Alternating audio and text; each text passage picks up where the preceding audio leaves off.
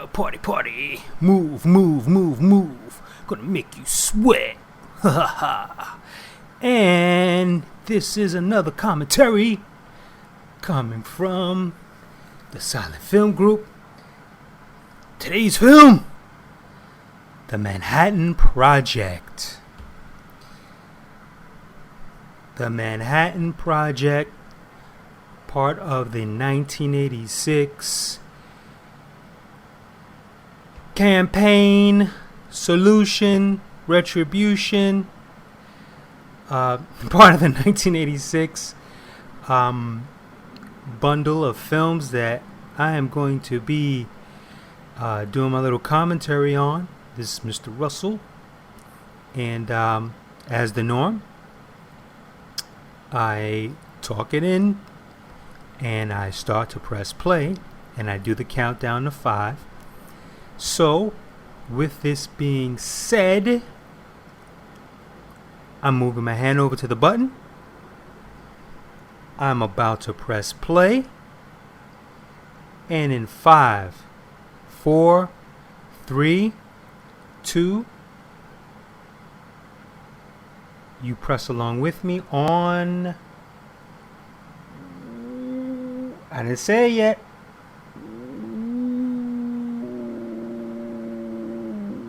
1. Roar. Metro going Mayor Tiger roars. Second roar. And I talk as a lead-in. Interlock. Green light goes on. Key is now inserted and it is turned. And red light. Stand by button goes on. Ready blue button goes on. Start button is pressed. John Lithgow, a sex symbol in the 80s. I'm playing. If by chance you happen to hear some sort of a hum, that's a fan that's behind me, because we are in the middle of a heat wave as I do this commentary. Now this is more of a, at least in my opinion, a cult film from the 80s. You don't hear a lot of people talking about it.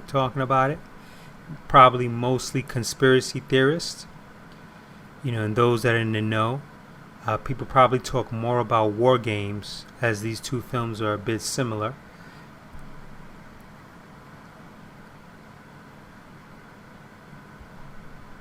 Then they would do the Manhattan Project.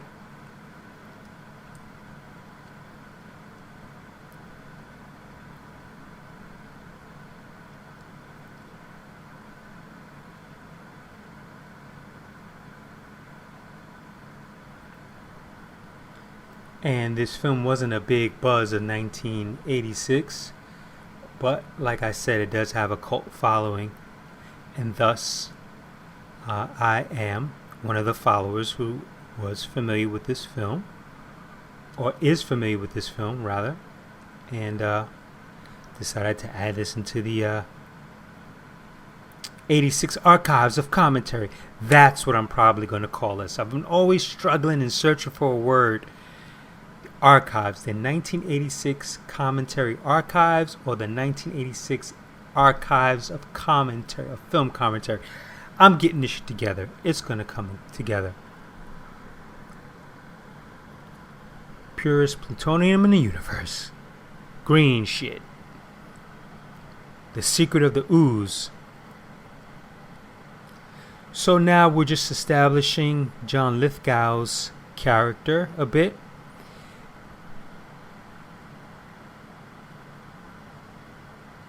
And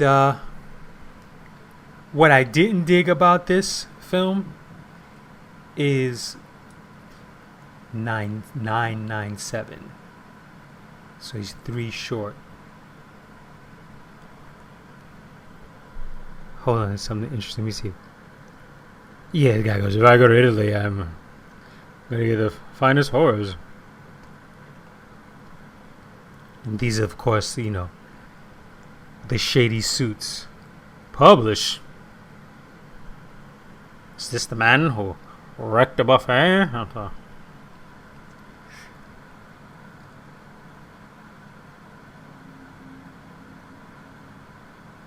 Keep your eye on him. Wait from prying eyes. With his horrible haircut. Now this shot right here is coming up. It's this medium with the cup. Zoom in.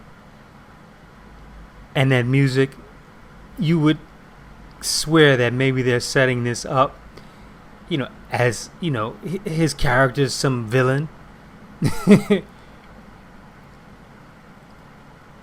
And it's basically quite the opposite. The Manhattan Project. Ithaca. Of course it has to be in New York, right? Of course.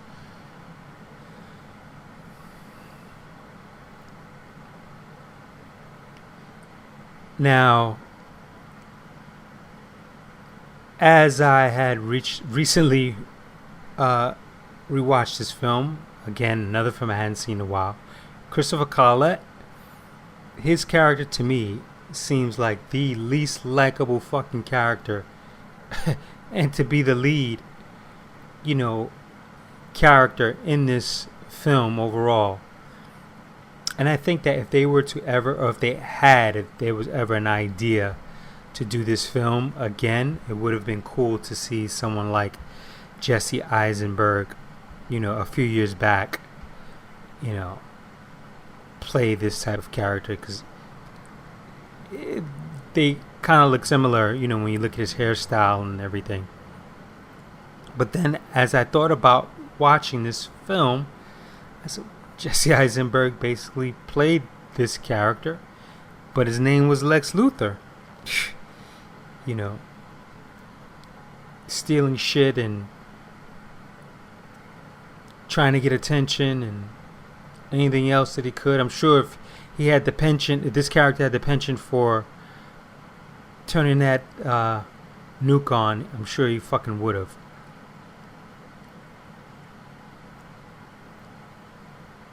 And our introduction.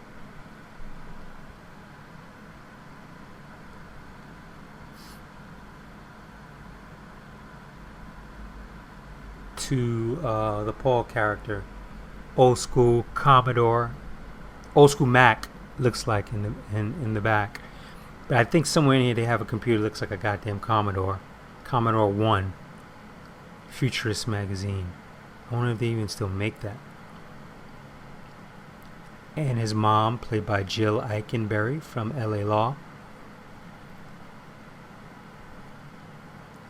With the bluest of blue eyes. Bluest of bluest eyes, rather.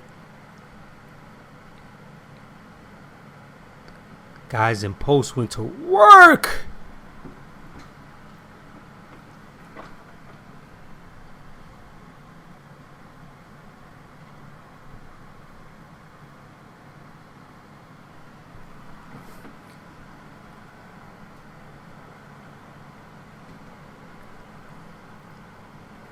AKA Miss Venus Butterfly.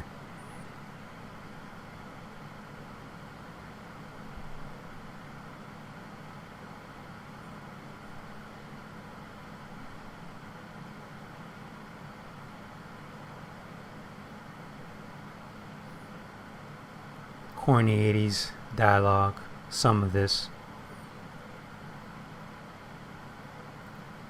Cynthia Nixon is also in this film as well, from Sex and the City fame.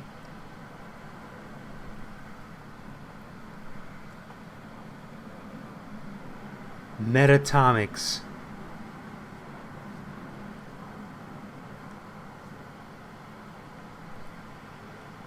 I wonder if that was a play on meta, M-E-T-A.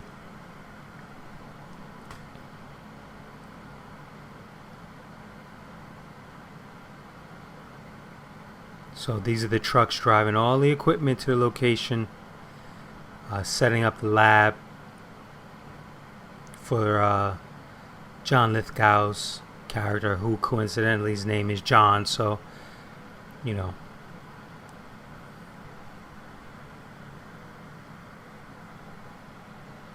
That's what we'll call him, John. Excuse me. Ooh.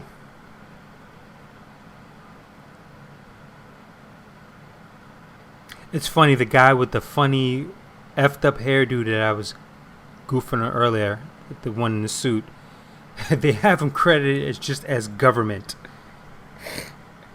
That's it, government.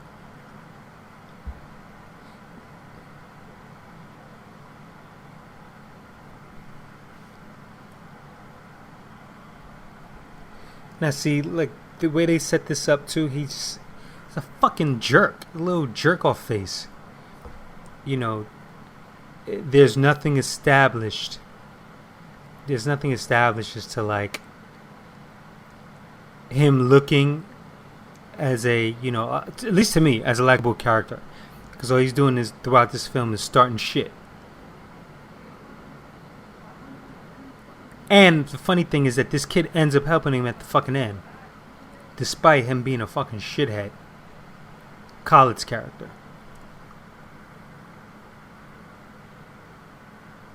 And this cat looking like the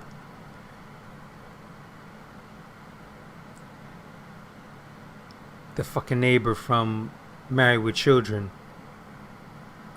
Is that Robert Sean Leonard?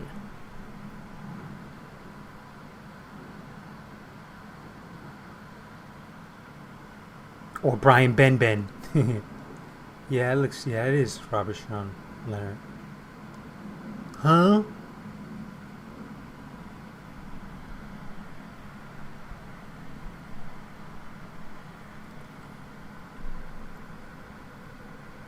Cynthia Nixon. Giving him like a geeky, dirty look almost. I didn't even get the reason why he closed it.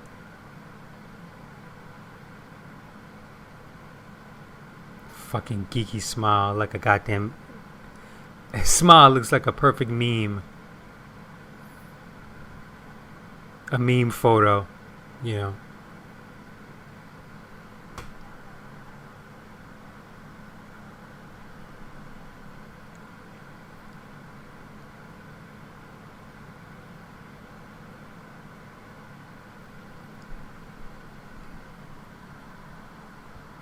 Don't worry about it.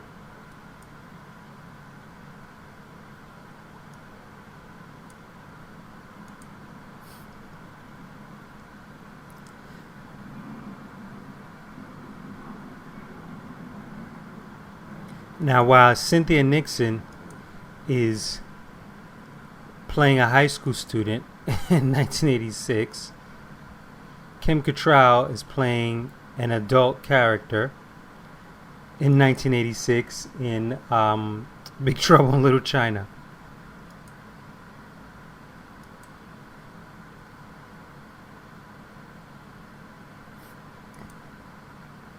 And they're about 10 years apart. In age, that is. Funny.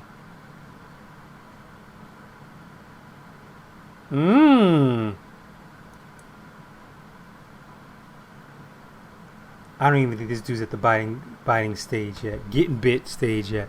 I like the way he throws his frisbee, man. Got zest in it. Watch. Zoom! Boom. It would have been jacked up. My man would have tried to reach for it and just fell in his fucking face.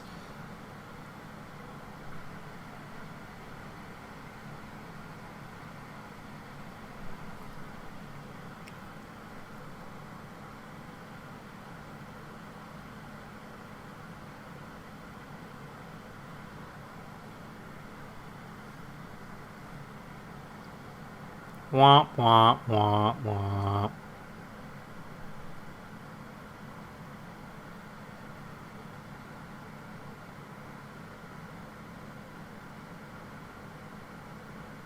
Oh, it's so corny, dude. Like, did you really think that that line was gonna get her, impress her?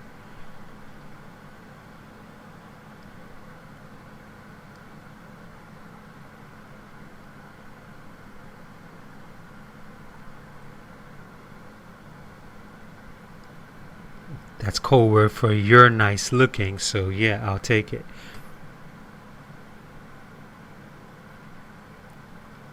God, you're horrible at this, dude.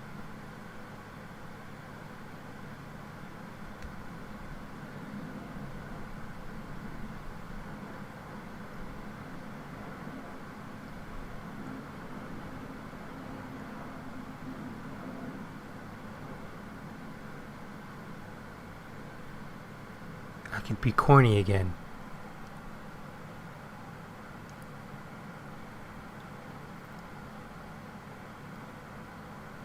How about you try paying your fucking first month's rent first? And just being a decent fucking tenant before we start anything, alright, honey?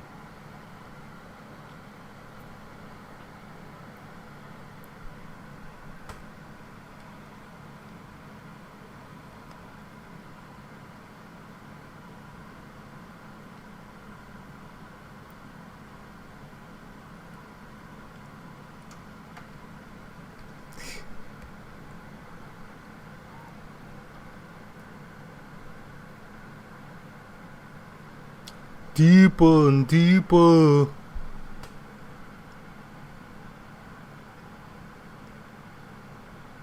And why the hell does he have a DP's fucking vest on?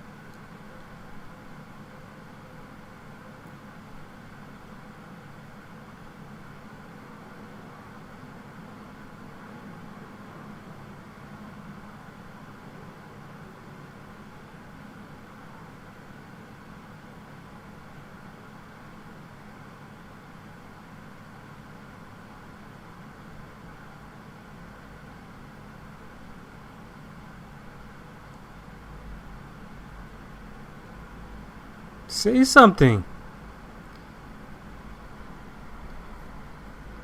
There's another thing that bothered me too about this is the pretty suburban Brady Bunch music soundtrack score rather that they put behind this fucking dark film and this dark character, because this dude to me, like I said, is not very likable in my opinion.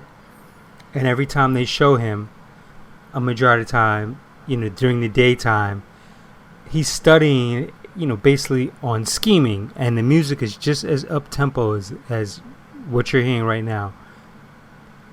Very Brady Bunchy. Marsha, Marsha, Marsha.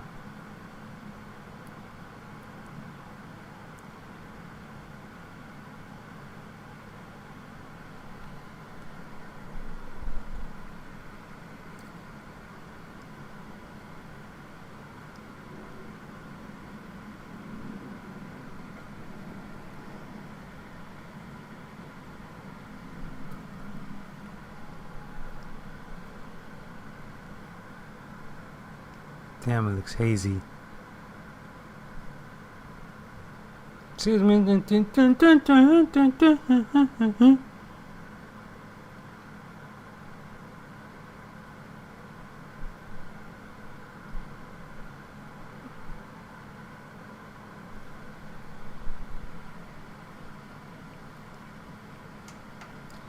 It's like a fake out. This film from time to time.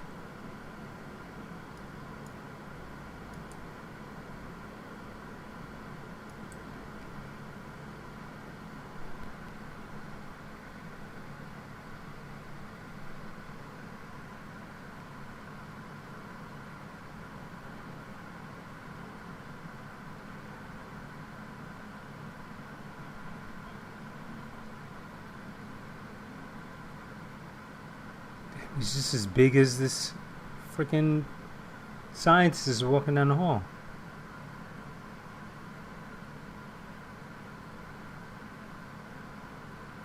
Ah, that's right. I was just checking freaking IMDb. I couldn't remember where I had seen him before. He was in fucking Firstborn with RoboCop.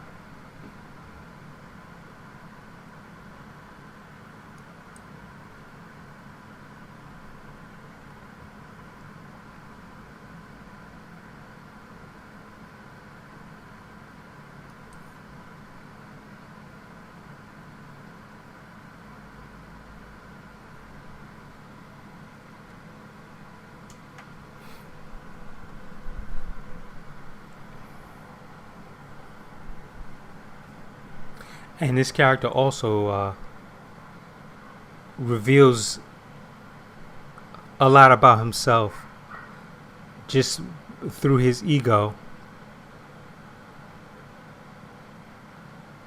without, I mean, at least again, in my opinion, without actually putting it together, that people would not find out, that John Lithgow would not be able to put one and one together, regarding his character. And that happens, I believe, at the restaurant scene, which is probably after this scene right here with all this plutonium or kryptonite.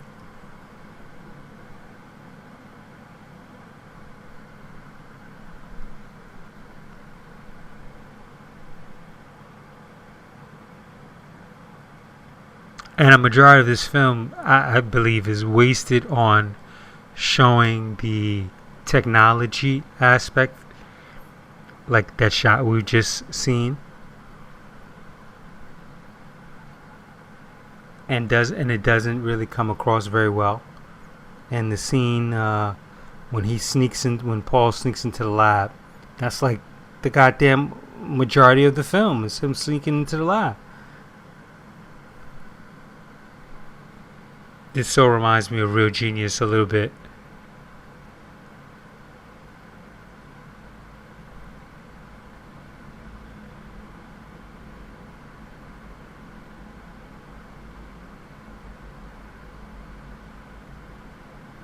The guy's looking at him. Damn. You want to lick his fucking ear.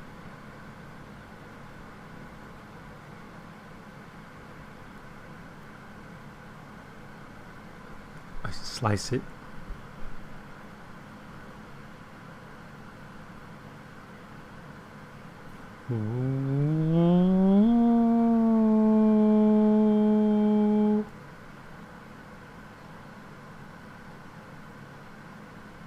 He's still smoking the stove, huh?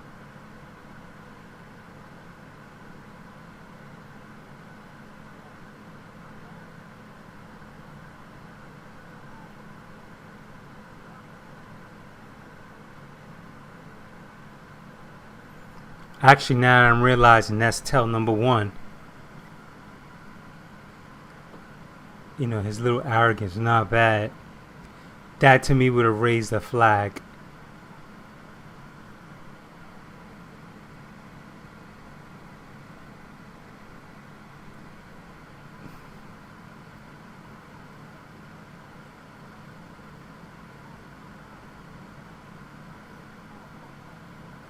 That's push you over this fucking ledge shit. Ah!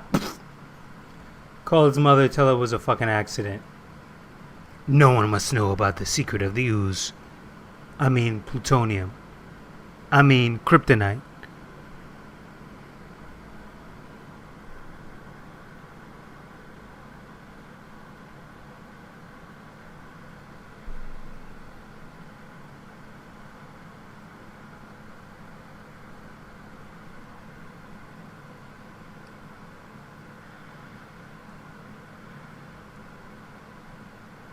Sees the cloves, right?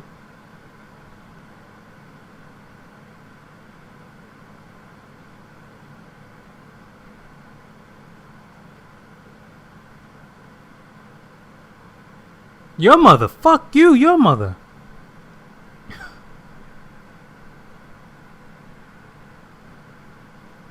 Really? What's that shit in your hand? Why are you playing in the grass? Let me see that. No, John, let me see us.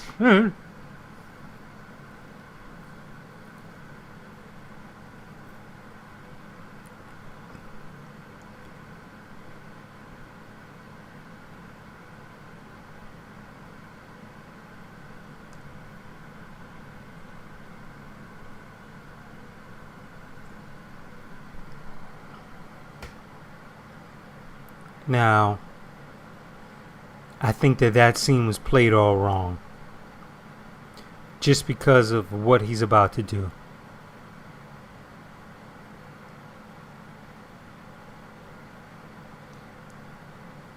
I think it would have been played better if he had offered to get it, go get her sweater with the intentions of snooping around inside the car. You know, do some little, under the cherry moon, Christopher Tracy type deal, looking up, for the driver's license or anything he could find, the registration. And then he, looks at the glove compartment and then decides to pick it and goes in. Because it's obvious this way that he has the way the story is set up, he has a funny feeling about this guy and he wants to know who he is. So it would have been better if he just would have offered.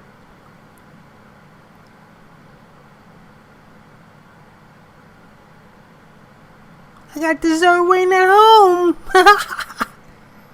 Now this is the second time where he plays his card.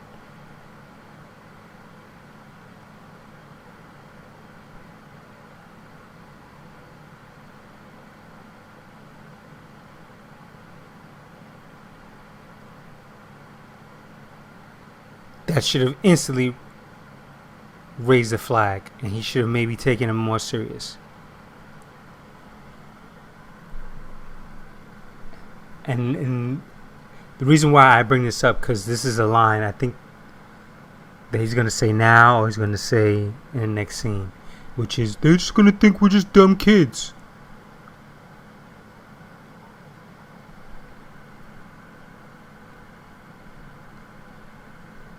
There you go.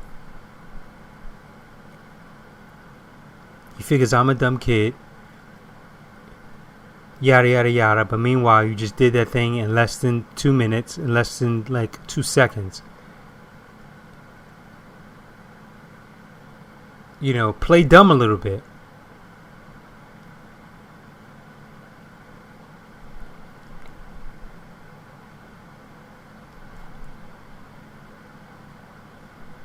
And now here's something else that I don't agree with. Not the clothes.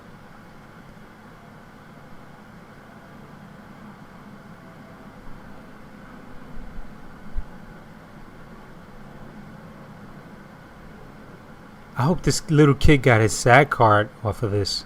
I know he has no dialogue, but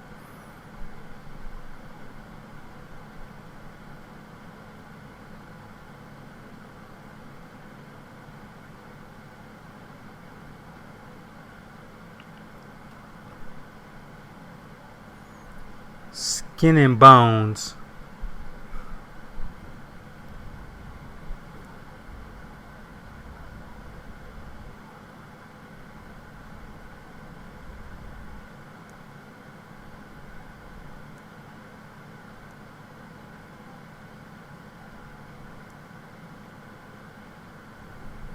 And again, another home.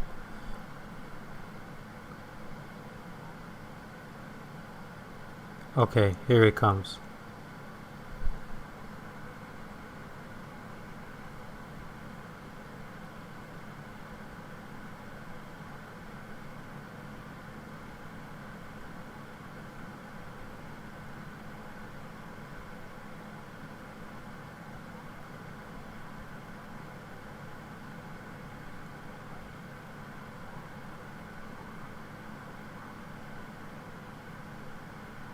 All the science shit that he has in his fucking head, and he doesn't know who Anne Frank is.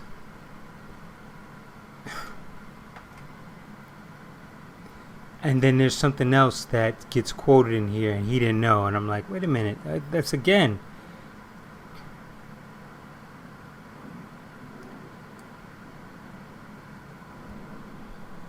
Or even, just the whatever.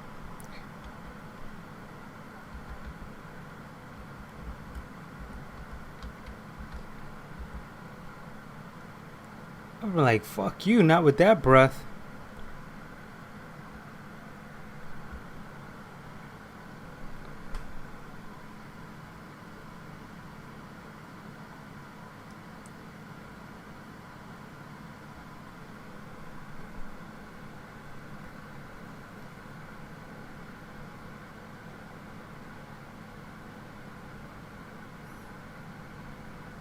Now it kind of seems as if he was already plotting this, as because he's already prepared. His bag, has his little knickknacks in it, all prepped to sneak into this lab.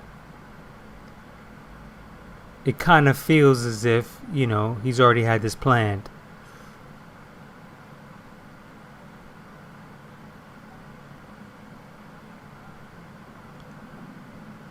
The most nonchalant, non-curious parents cinema has ever created, next to you fill in the blanks.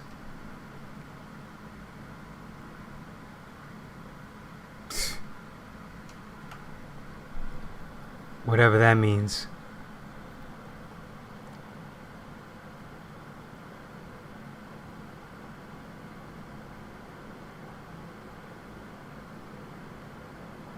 See, it would have been better for him to sneak inside his room, right? You see him come up to the house, he sees that they're there, then you just see him sneak up to his window, like maybe he climbed up, snuck into his window, grabbed some things, then came back down, sneaks into the car, gets the card, and then now they take off. Just to show, just to show a little bit of, or a little bit more improvisational skill sets, just like thinking on his toes, because he's at her house, he has his remote control car, and he's sitting here like with this whole scheme, and then if it wasn't for the thunderclap, it's like, oh, it's raining, we could go today. Like, no, fuckface, you've been scheming to try to get in there once you got curious. With kids.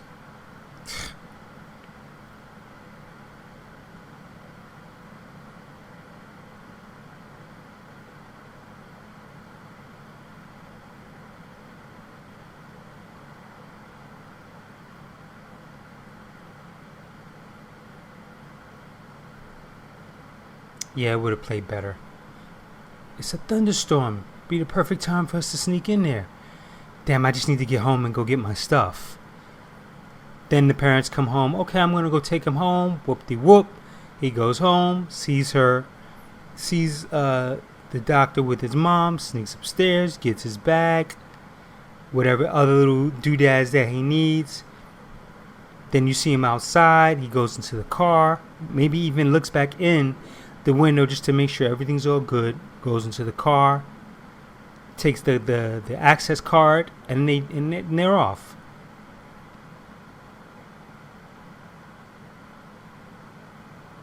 Crocodile time.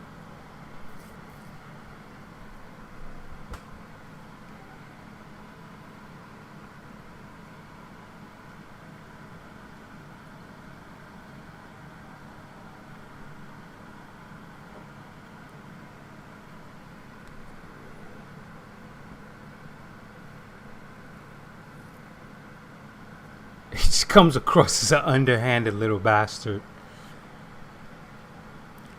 And as I said, if they had done this years back with Jesse Eisenberg, it would have probably, he would have fit the bill nicely, especially coming off of what's the freaking Facebook movie? Can't remember the name of it. But even if they had, matured these characters, they didn't have to be in high school. Maybe they could have been in college or senior year, about to go into college. This cat looking like the fucking Maytag, man.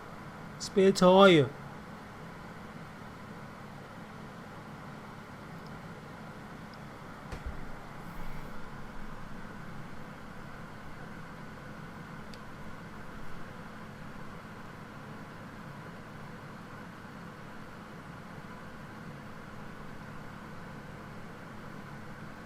And you're telling me there's no cameras in that fucking front lobby, huh?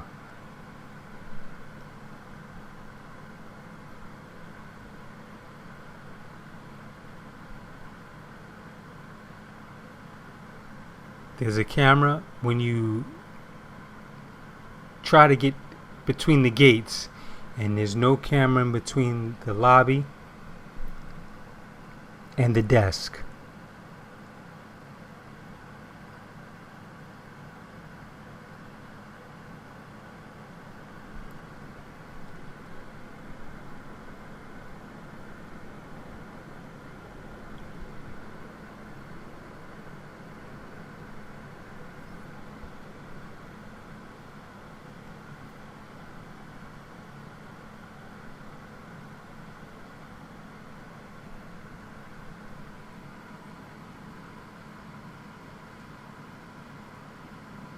Now this.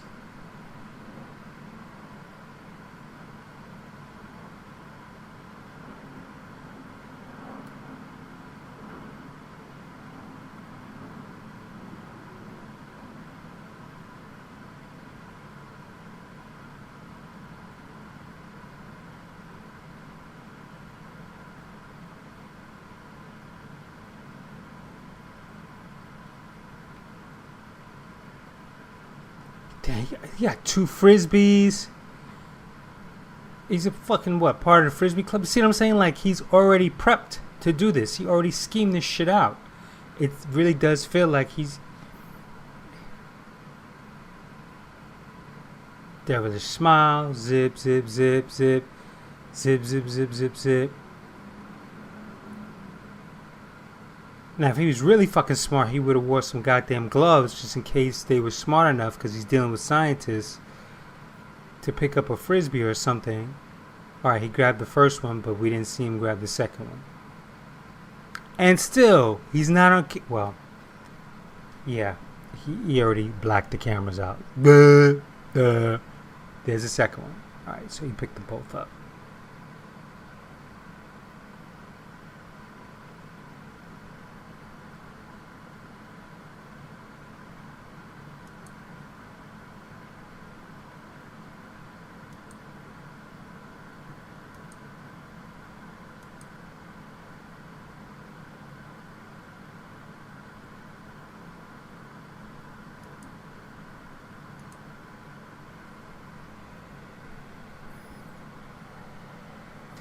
I know one thing, I damn sure wouldn't be taking my time looking around, because if there's nobody in there, he should be running through it. He's already been there, so it's still fresh in his mind. Oh, he's been there recently, so it's fresh in his mind.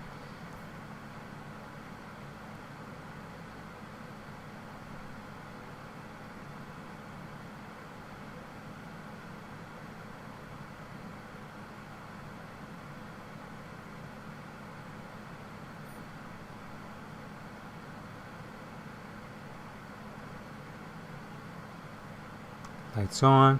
Oops. Just peed my pants just a little bit when that happened. Just a little bit. My pants just a little wet. Just a little wet.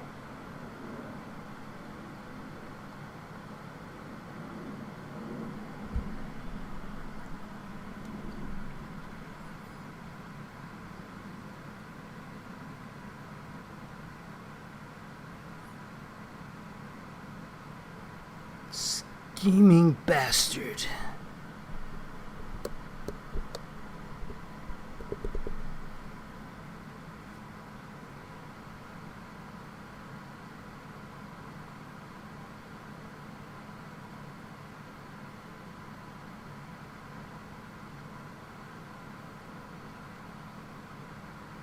Oh, this is when he puts the Dawn or VO5 or whatever the hell it is.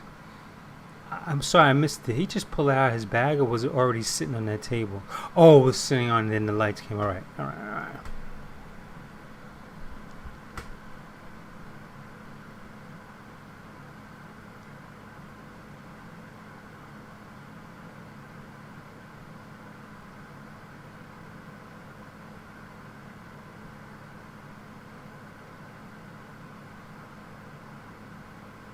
Now my question is, how does he know what he's doing is accurate? How to move everything? I'm sure Lithgow didn't show him all of that shit.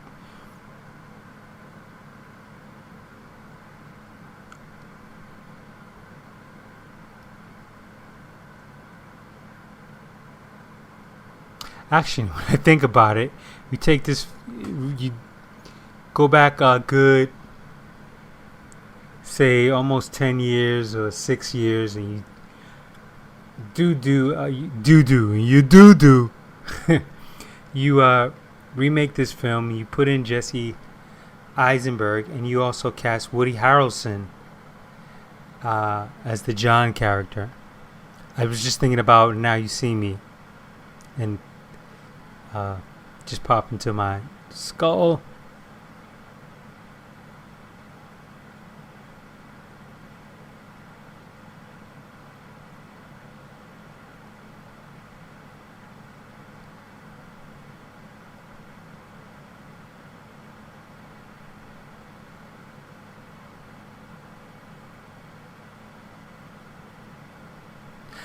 He's such a fucking genius.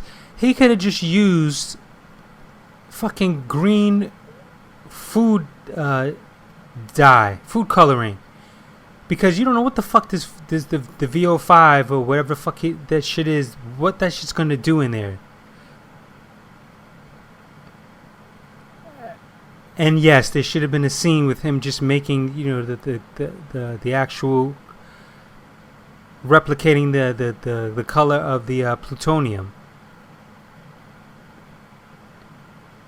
That shit could set something off with the quicks, set something off when he leaves, anything. That whole goddamn building could just implode based off chemicals that are in fucking a bottle of VO5 or Dawn or whatever the hell this liquid is. I think it is VO5. I think they make reference to it.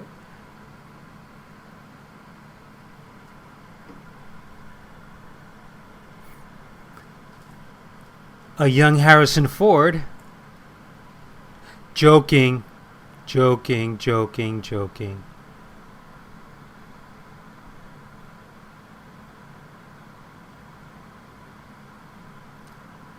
I'm your Vision Quest. Fucking schmuck. And the shit that he says afterwards, like whose idea was that to make this stupid statement? It's coming up after when they escape or when they leave the premises.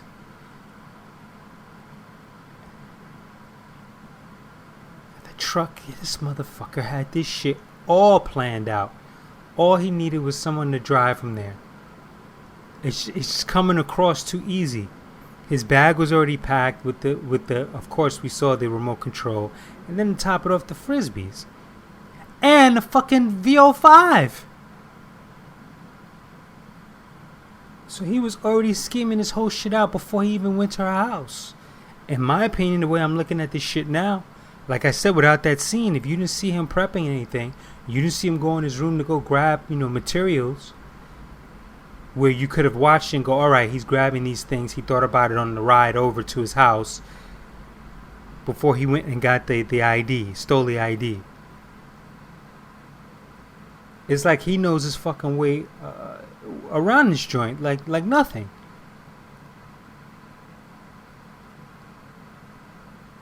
You gotta forgive me, folks. I'm looking at this film with a totally different eye. As suspenseful as it becomes, I did look at this. I still looked at him as the anti-hero. Just a pain in the ass. But as I'm watching this right now, it's just coming across like this fucker. He schemed all this shit out. Look at that. If I move this and that, and move this here and yada, that means he was sleeping on this shit. He even has the fucking proper placement of where he put that shit at. That's that fucking douche. That looks just like that fucking douchebag from fucking Beverly Hills Cop 3. The non-threatening looking villain.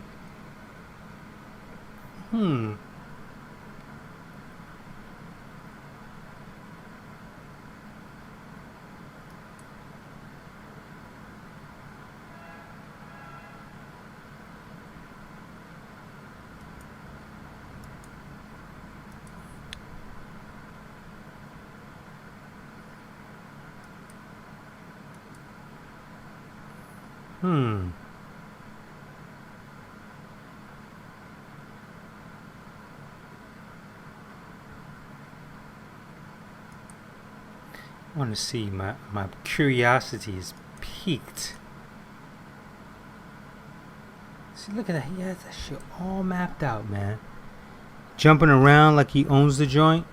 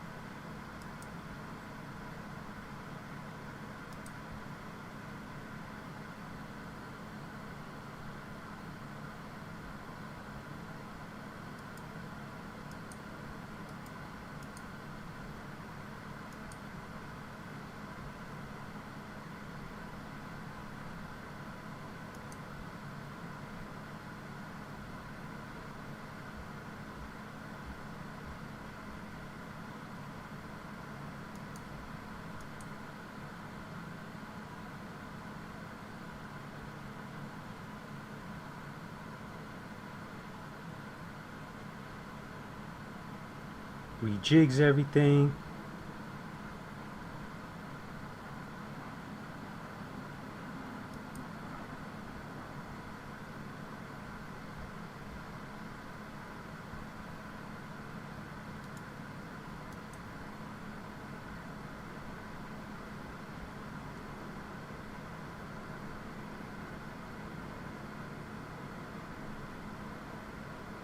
Ah ha ha!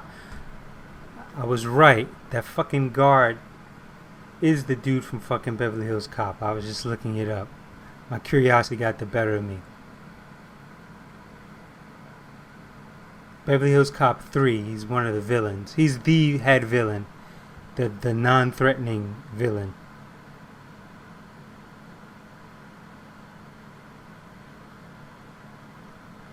What are those? What do they look like? Him. That's the guy. Timothy Carhart.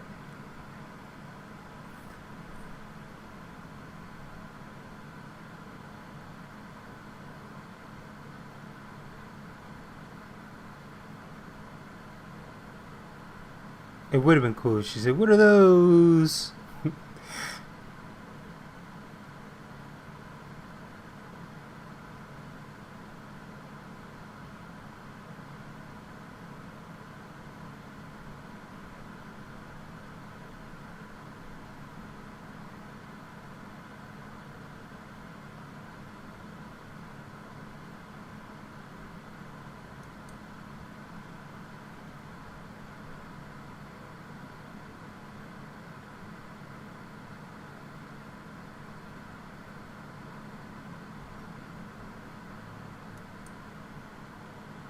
Fragile.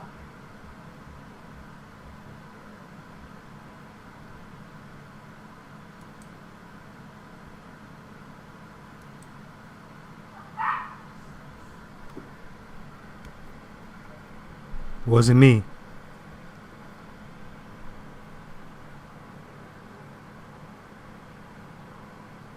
He can't tell that car just hit behind him, and he can't hear those goddamn wheels.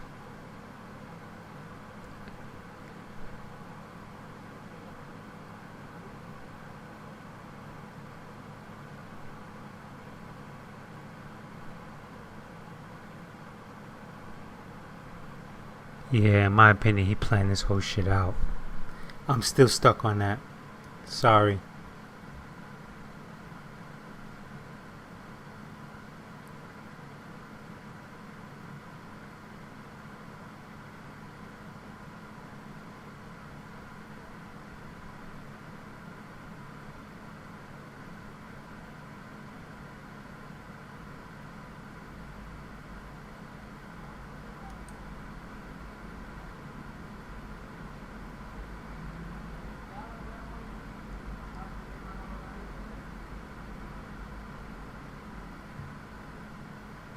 Why not just hop in the fucking back and then discuss it later?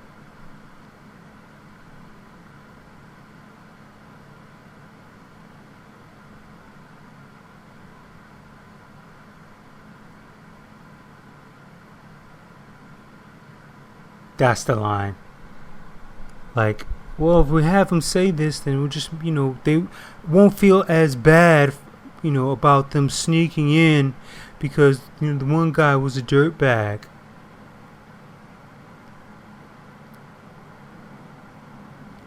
Like, that line of dialogue shouldn't even been in there. We shouldn't even be thinking about that. I shouldn't even have to mention that. It's so stupid because nothing comes of it.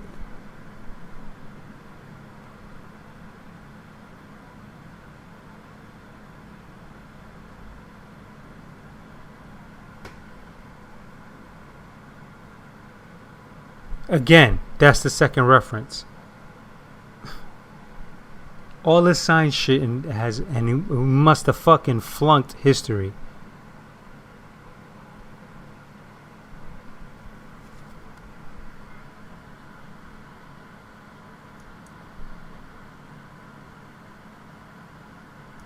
The stuff.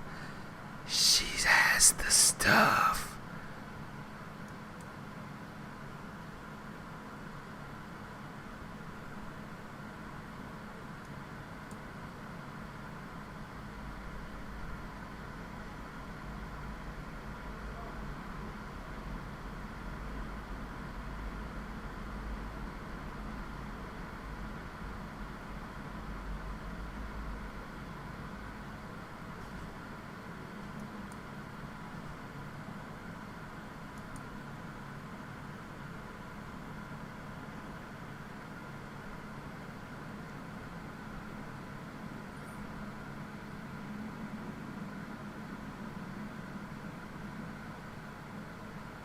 And I'm gonna build it inside my mom's house. And she's so turned on by that, huh?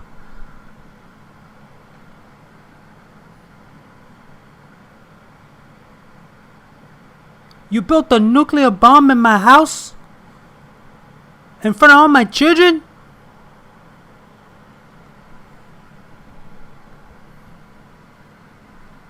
You know what, Gus?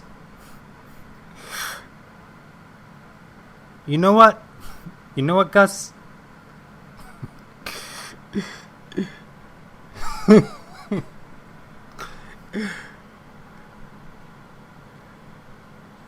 build a nuclear bomb in my house, Gus? In front of my children?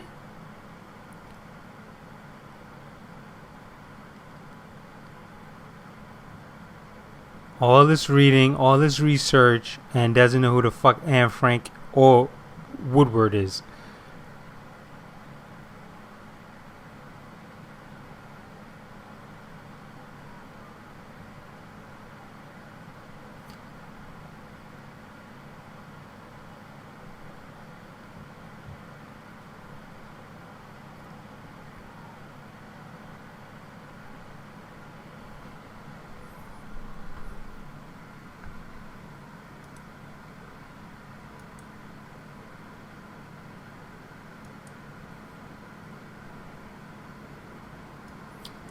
And shouts out to Cynthia Nixon playing hetero.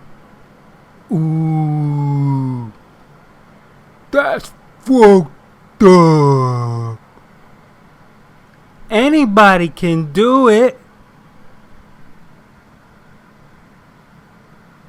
Anybody.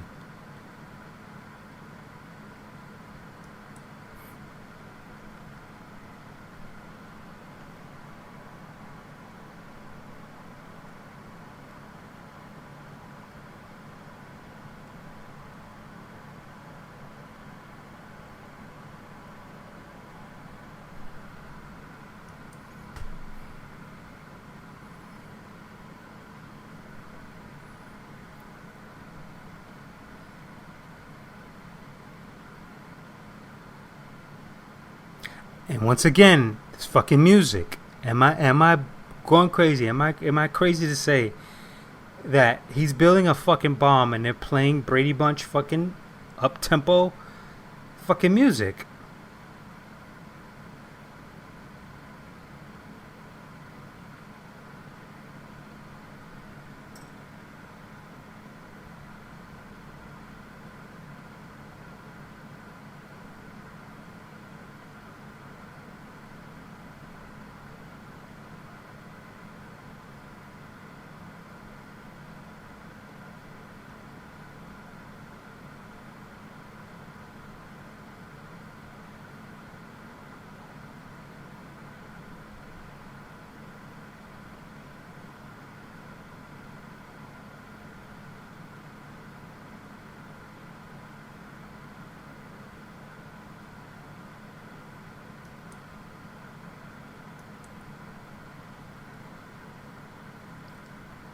That's when he hit some soccer ball.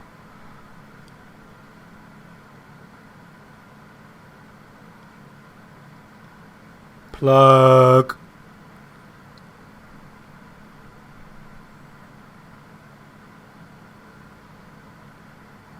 Sponsored by My Adidas.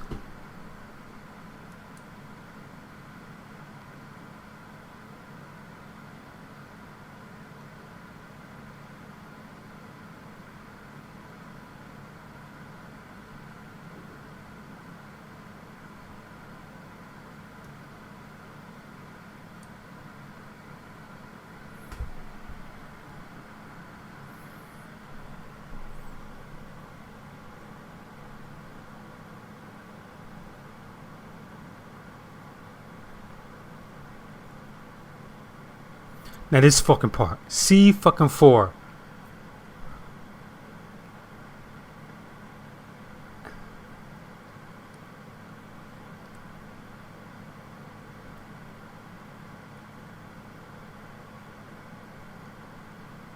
I wonder if this is the first time they've even had the line C or the word C4 at least played out this way in the film, very nonchalant. Like, you know, C4, what are you gonna do with it? Oh, you know what? Don't even tell me. It just makes me think, like, why even mention that it's fucking C4? You just see him buying something shady, and it's just, you know, it is what it is. Even if you didn't have this scene, or that little scene, a little line of dialogue, it really wouldn't have made a difference to me, because we already know what his intentions are. He's building the fucking bomb, plain and simple. I'm not going to be sitting here going, oh, wait a minute, we didn't see him get the C4. Especially when you see him, you know, basically putting little pieces together in the fucking basement. Oh, wait a minute, he doesn't have the C4. Or something that explodes. He has the shittiest mustache next to Goose in Top Gun. 86, the year of the shitty mustaches, I guess.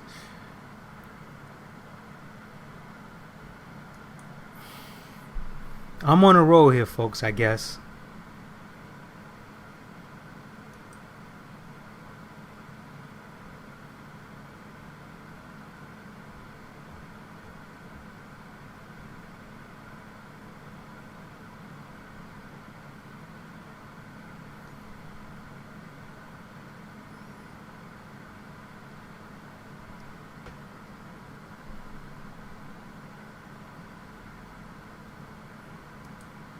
Actually, now that I think of it, a majority of this film is actually watching him make this fucking bomb as well.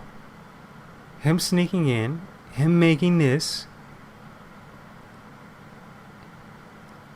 They could have cut this down definitely by a few minutes. They could have cut him sneaking into, you know, the place and doing the stuff that he was doing down by minutes. Because this is a damn near 2-hour flick. Now you think about it. And he still got that fucking wicked smile. And they're still playing this goddamn up-tempo music. I sound like Casey Kasem. I can't be doing goddamn death dedications over goddamn up-tempo record.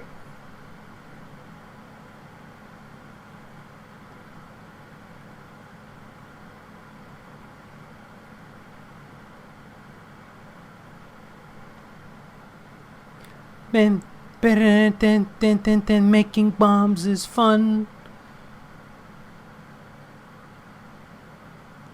Is this a magnet? Or is this to just basically watch this dissolve?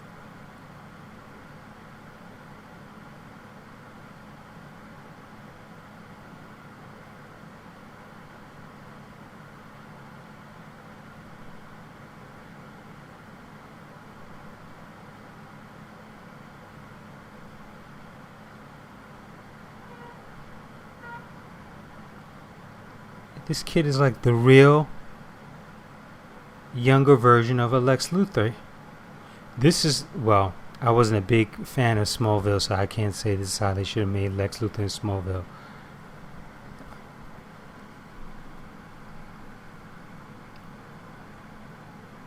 Shampoo, it was fucking VO5.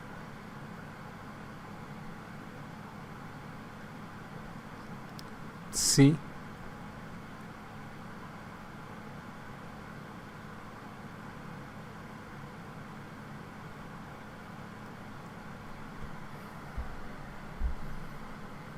That's impossible.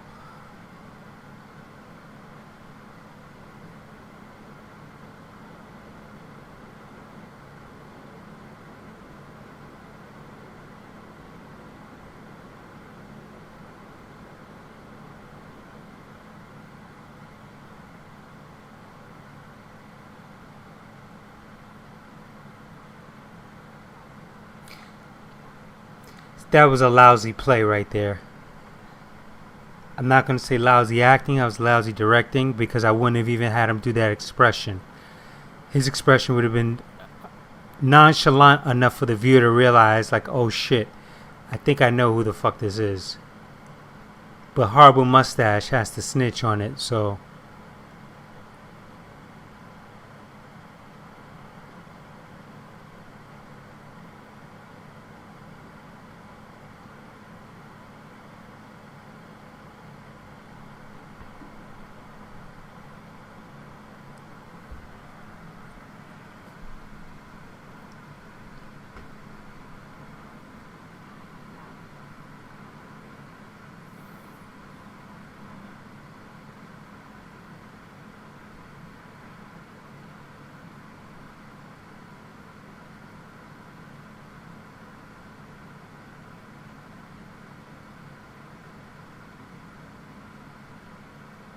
Now this right here I didn't get. Like, why take a picture of him closing the fucking box? Why not take a picture of him with the goddamn, missile, with the box open, or him holding the missile, something, then him closing the box?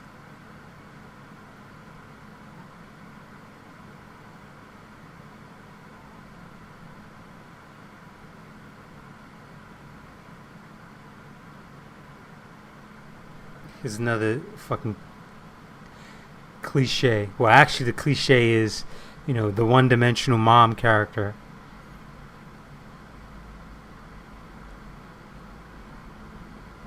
That, is fucking clueless.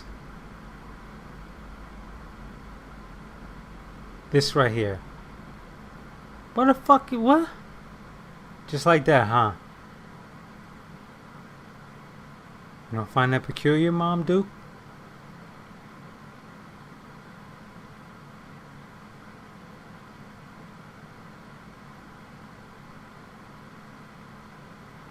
The one-dimensional mom that knows that her kid she has to know that he has some sort of science gift, or that all his grades suck except for science, And once Lithgow called, she'd be like, all right, what did he do now? And at that point Lithgow covers for him, because now it starts, this is when the covers come off the bed, because you start to realize that Lithgow really isn't the villain as we, filmed him and made it look like.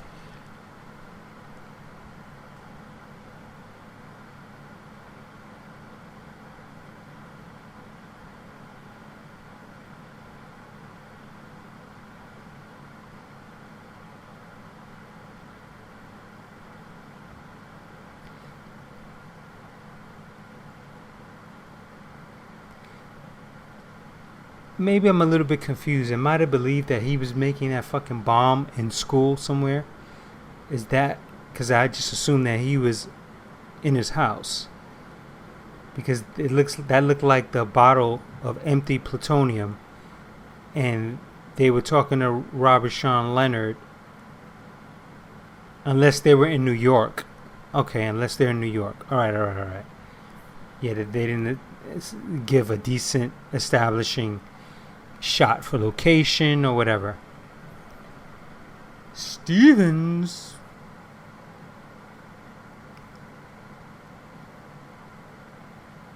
Someone mentioned that, and I just missed the shot, that character right there, he invented the internet on his board. You know.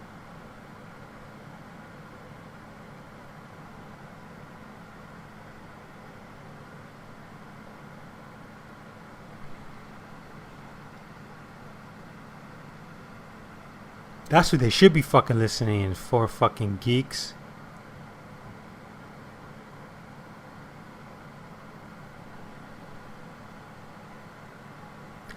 You sure not 69?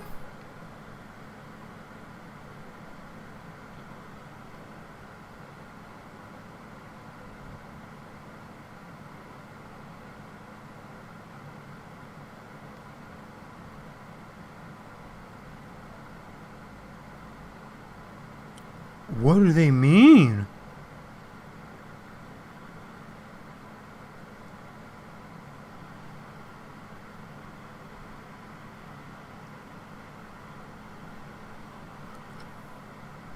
They happened to set up camp where these guys were just spying on them?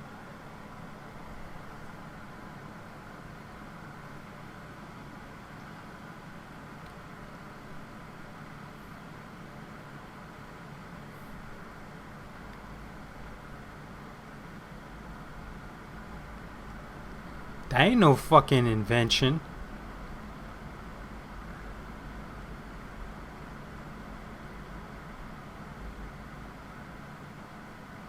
You did?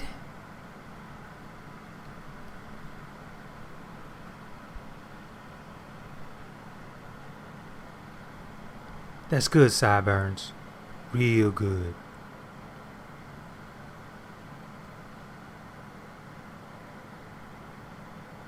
He's lying. He blinked.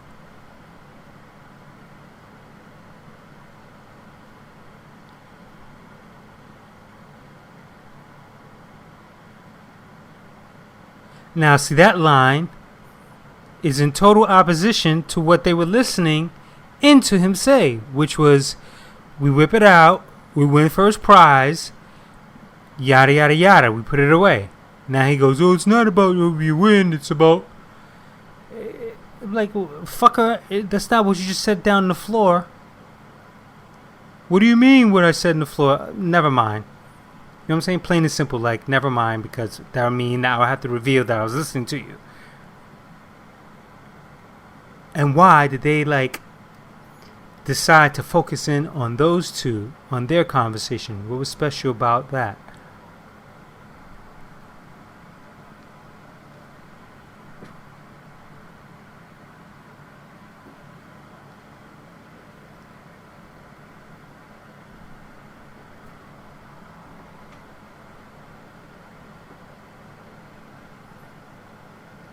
Some of this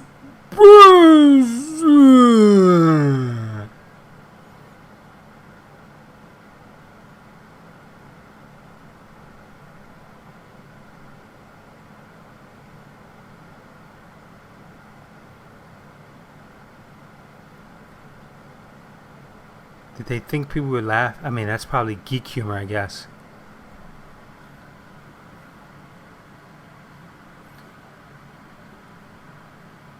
And he's smiling, like it's all like nonchalant. It's all good.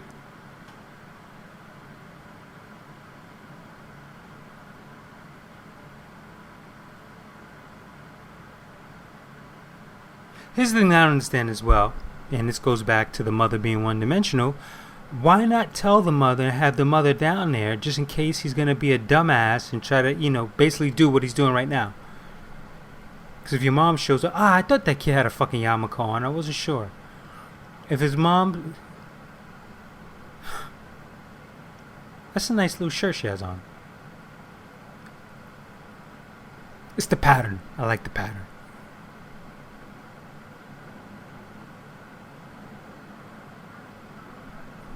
Frasier's dad, always playing the assholes.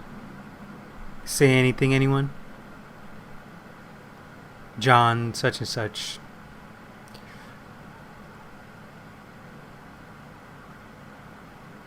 Everybody, cool out!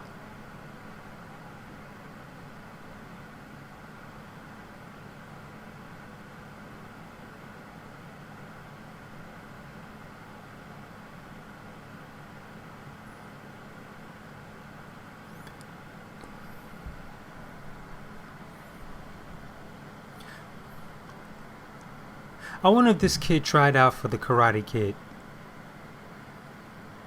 If he was in the audition process, if his name got called. Because he has a Danielson type fucking face.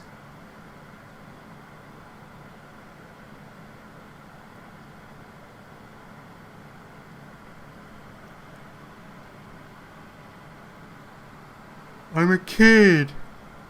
Yeah.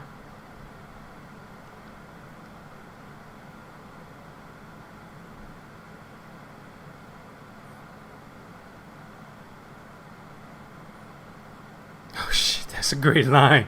I never caught that before.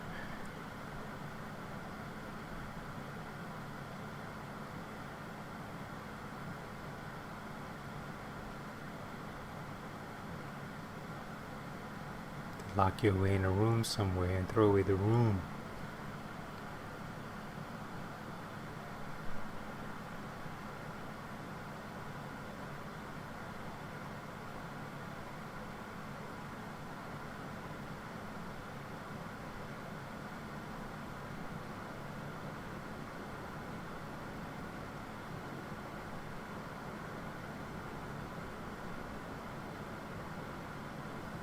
Shouldn't even say you could start a war. You can start a war because they're in the U.S. and he's a U.S. citizen. So it would have been better if he just was said, "Hey, what happens if that shit goes off by accident?" Which actually leads up to the scenario. You know, hey, you got to stop fooling around. What happens if this thing just by chance goes off on its own while sitting downstairs in your goddamn car? Ever thought of that? Smart ass, huh? Huh?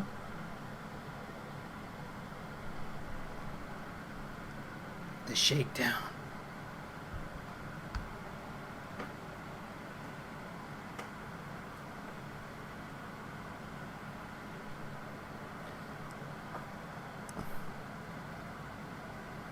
It's in my pants.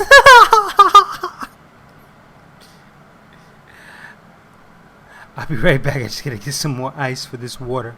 Give me 1 second.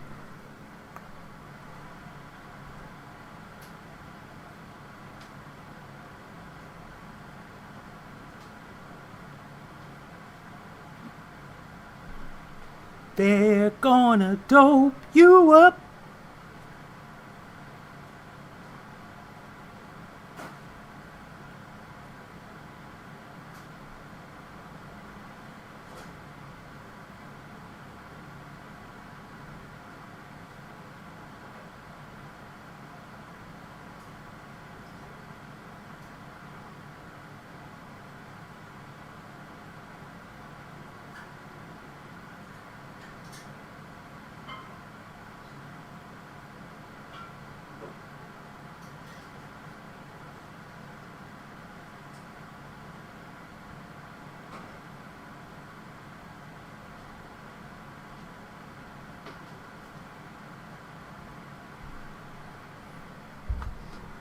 It would have been so cool if that announcer said, "Ladies and gentlemen, the time." Purple Rain reference, don't you know?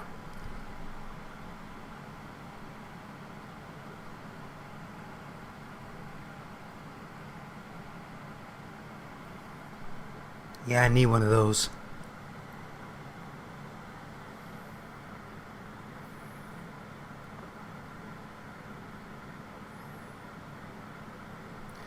And the up-tempo music, doing some real dangerous shit, and they're playing fucking music as if they're hiding fucking E.T.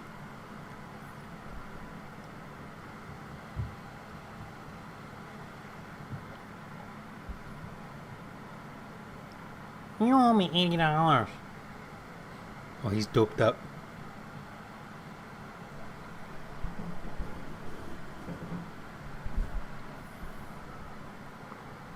She kissed me. She kissed me. I'm a man.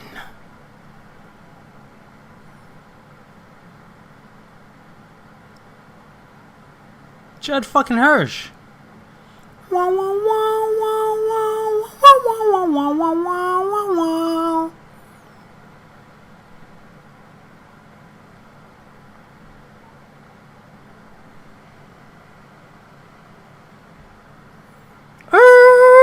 Get the fuck out.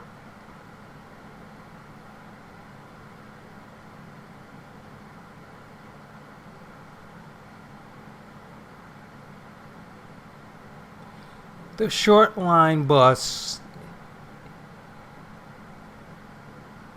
also known as the short bus. Oh!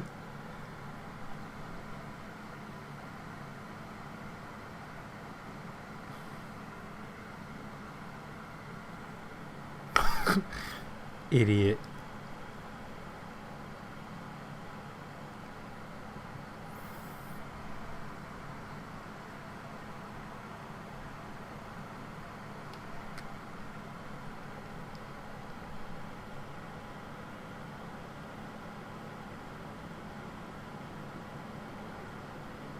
Damn, they were in Manhattan. They're going all the way up to Ithaca. That's some time on your hands. Travel time, that is. The goddamn up-tempo music. Here's Miss Clueless.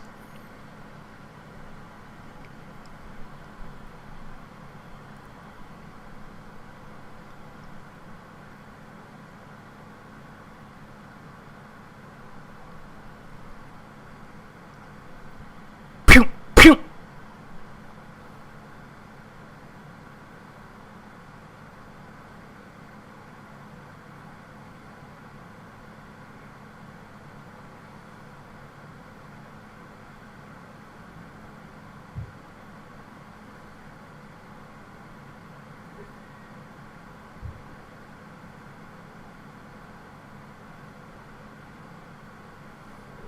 I love how the doors just open perfectly for them just to fucking walk in.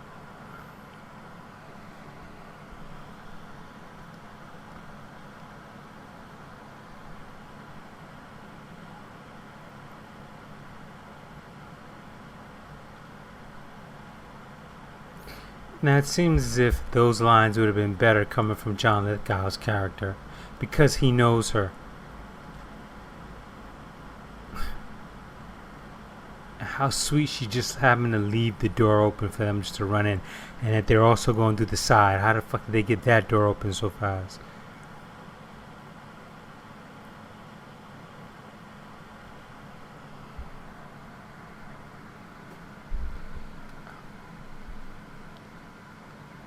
Why are we just reading these stats now? Like, you would figure they would have already had those stats upon going to New York to go see him.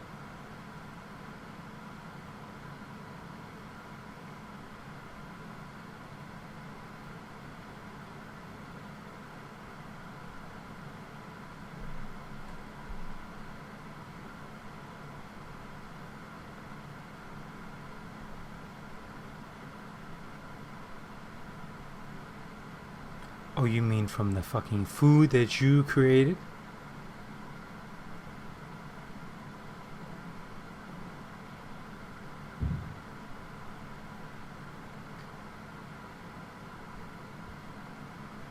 What happened?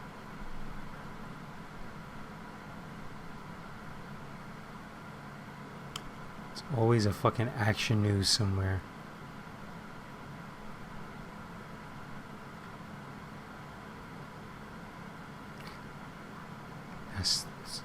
It's the shit you caused, my friend. That man is not lucky sleep.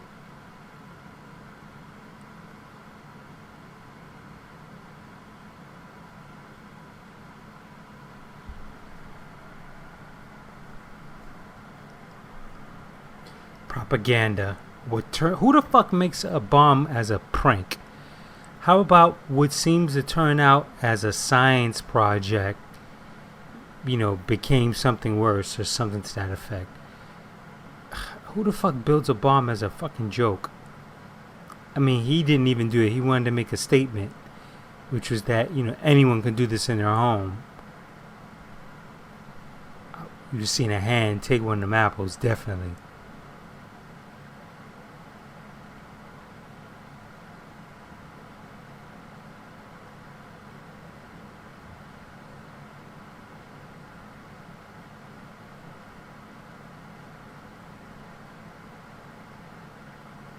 What is this location?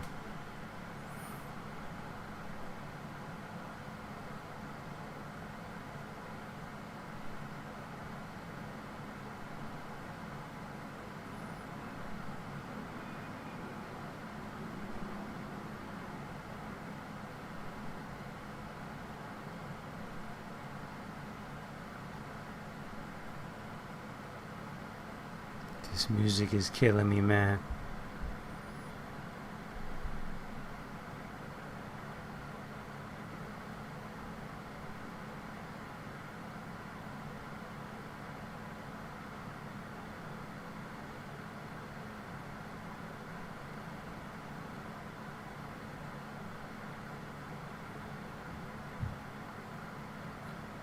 You're an asshole.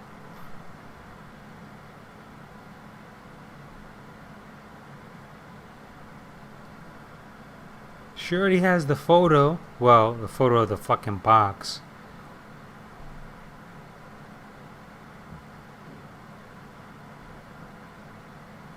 Think about the future.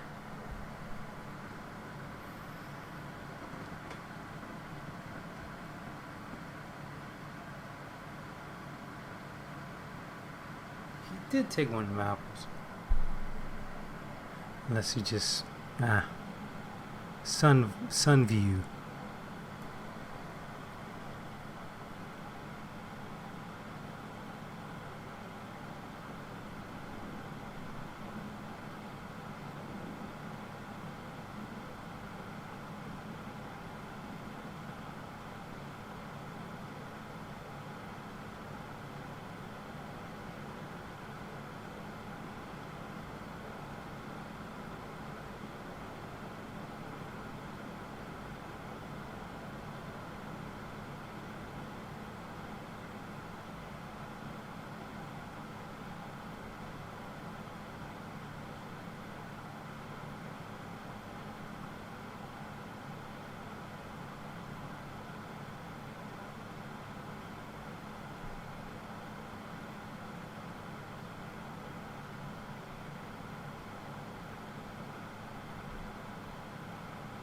Oops.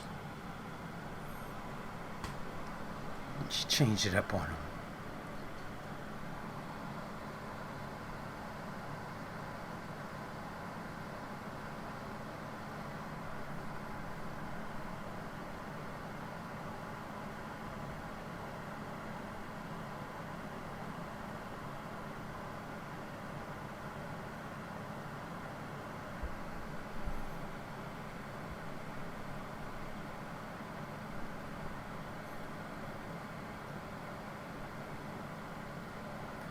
Oh, I can tear down that Cornell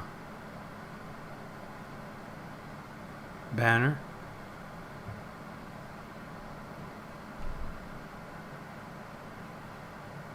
Then I'm gonna get three-dimensional on you.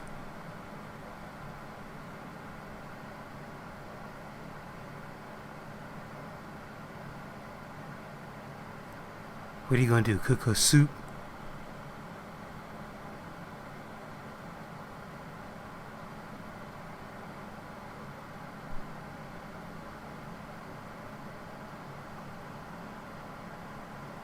I wonder if this was her place. Because they just hijacked this car, like. Then again, he knows, all types of science, so he probably hardwired it.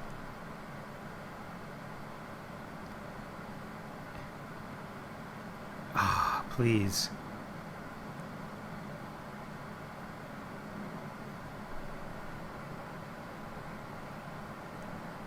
What are you doing here?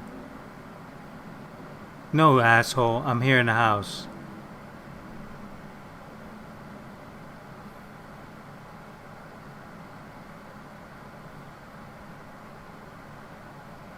This wig is dumb.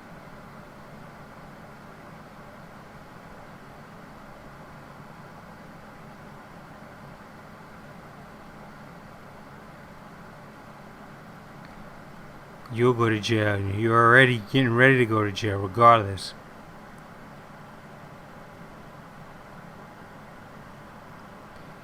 Ah, man, what I would give to have a phone like that right now.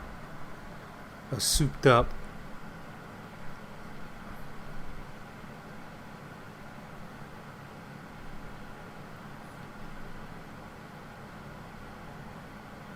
He's a little shithead, man. This should have ended very tragic.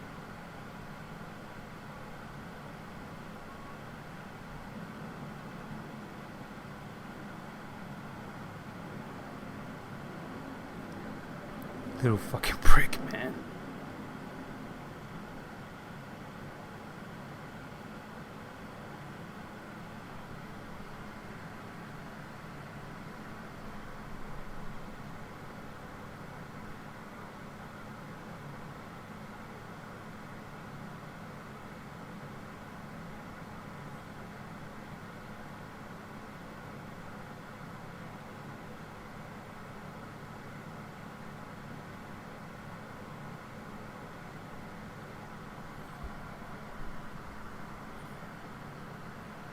That shot took entirely too much fucking time.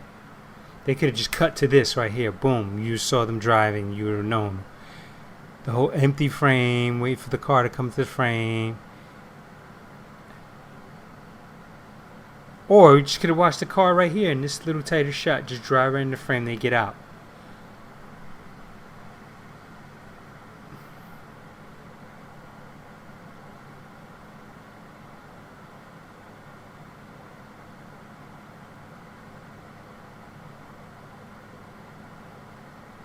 Actually, now I thought about it, Jesse Eisenberg and Kristen Stewart, they have a good chemistry.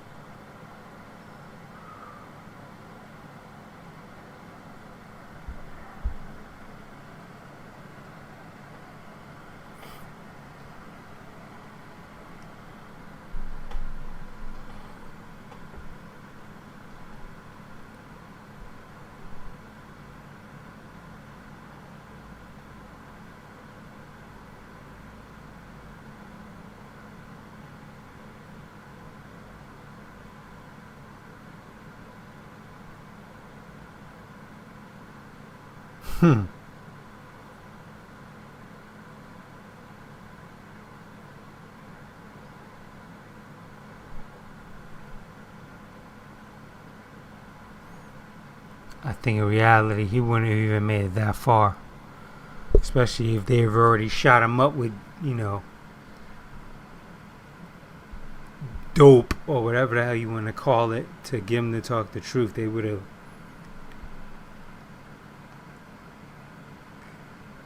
popped him, shot him with something.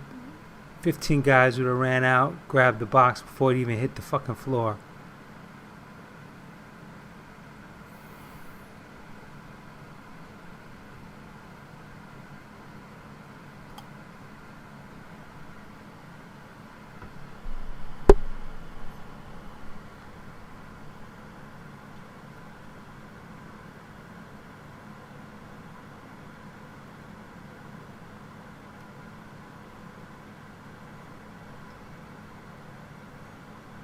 God, he's a little asshole.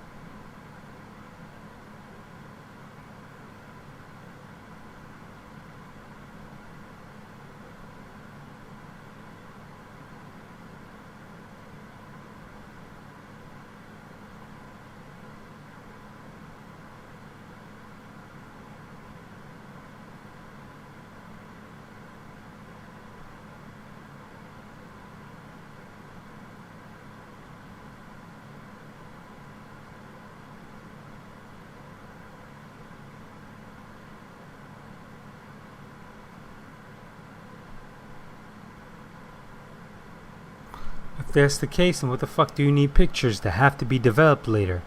Because this is 1986.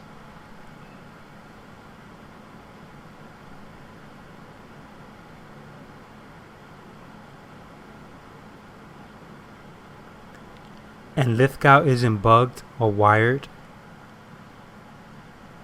for sound, that is.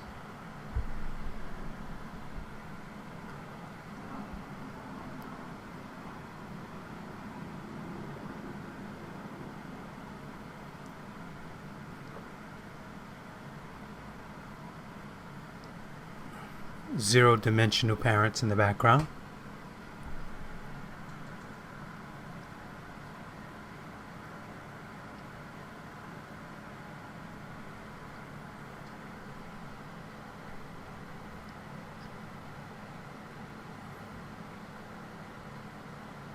We need this to go phone viral.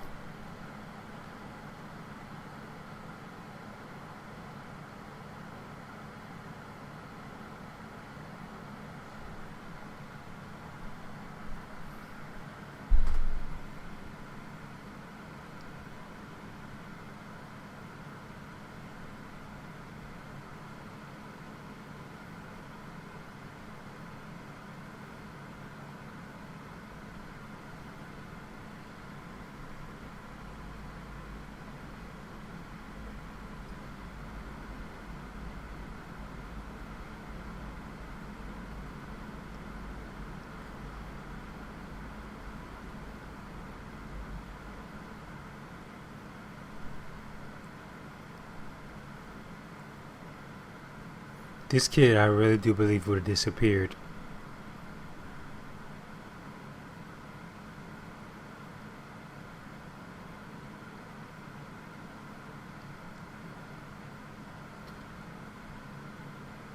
That's a shitty FBI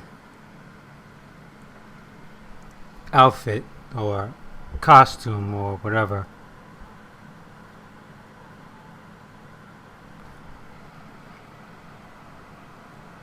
Who's in control here? Who gave orders? This is the how do we make John Lithgow's character look more like the good guy as well character.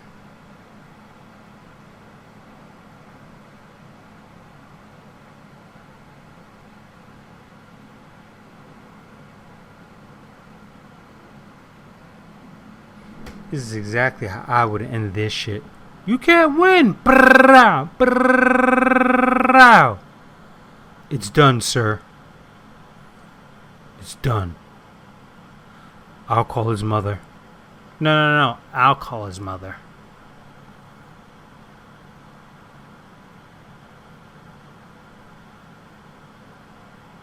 You could have easily swung and got right out of that situation.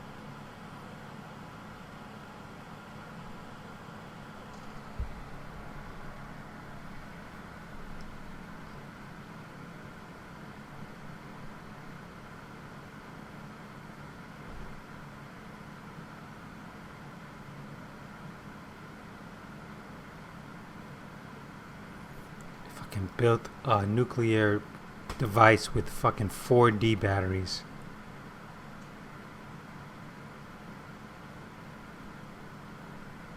Duracell, by the way.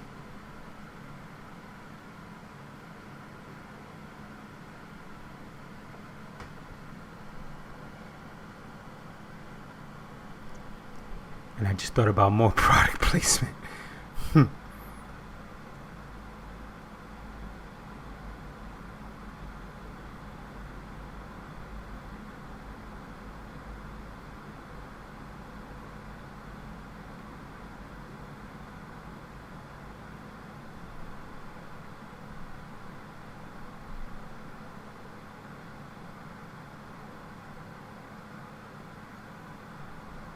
The fact that he puts this in there, man, should have definitely been considered a terrorist. I don't care what stance he's taking. The fact that he did that, I understand probably to protect himself, but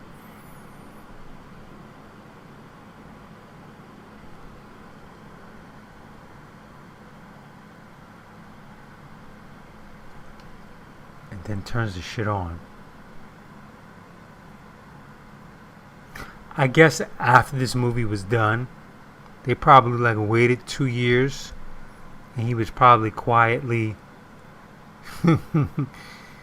erased. And they told his mother he got hit by a car.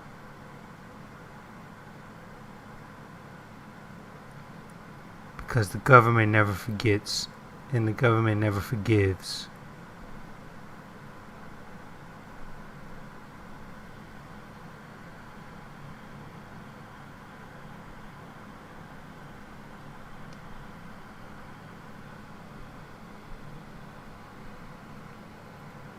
Wasn't that the original fucking plan? Because he was walking with him until the FBI agent came in. Stupid.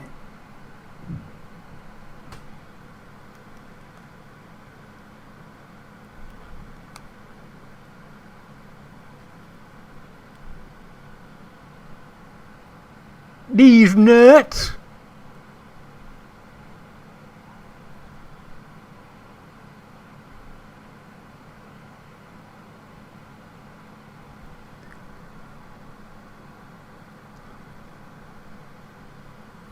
And take that fucking wool blazer off, making me hot.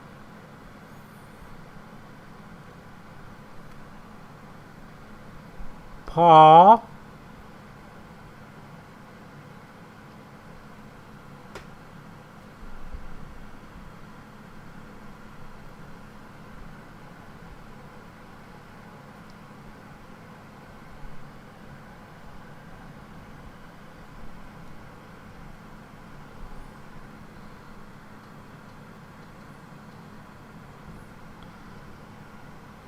At least he has Argyle socks on.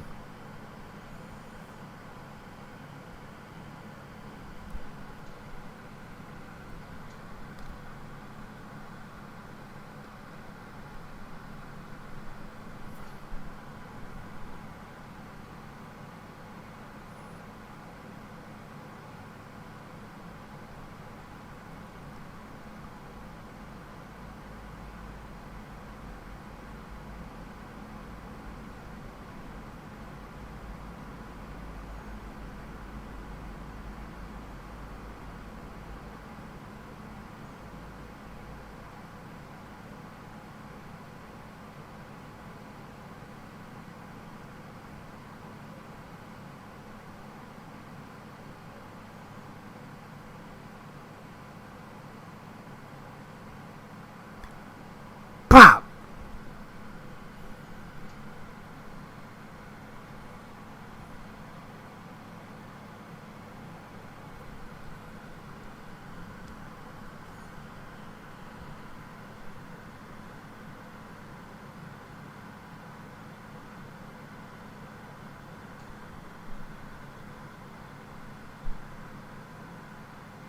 You blew it!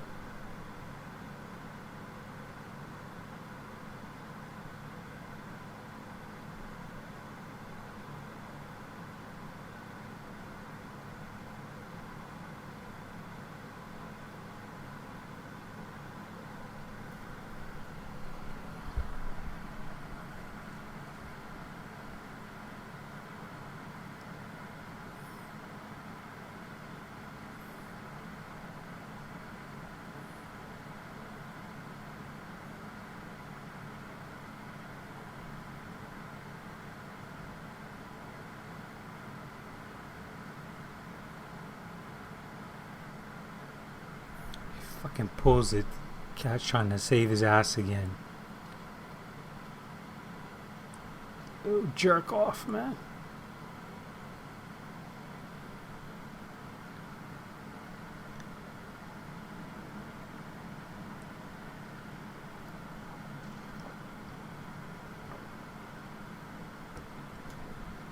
I wonder if this music, if this movie is the reason why Ferris Bueller was a big hit.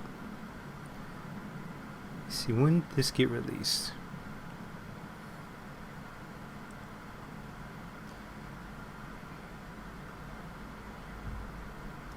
came out June 13th, right, of 86. And Ferris...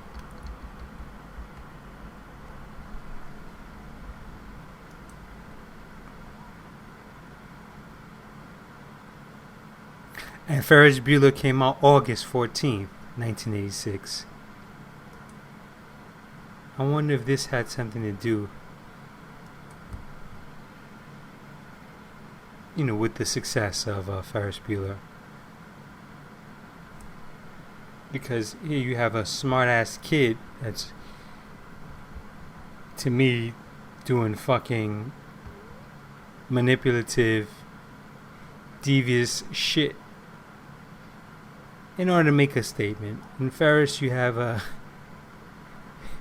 devious kid that uses his skill sets just to take the fucking day off and pull pranks and chill.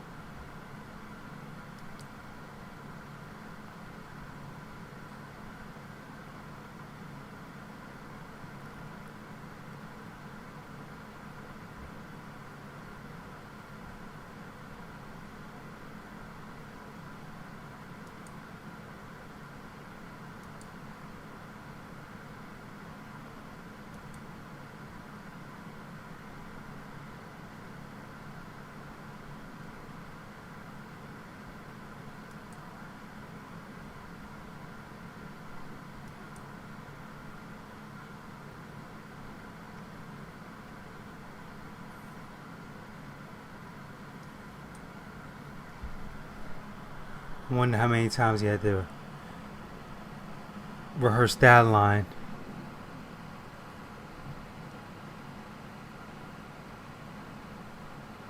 Yeah, right, you little fuck. You're sorry.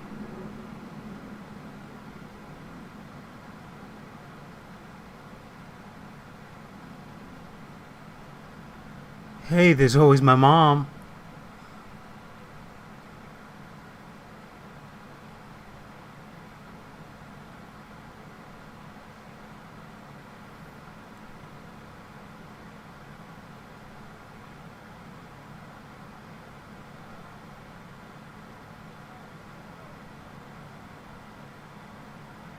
Bradley Cooper.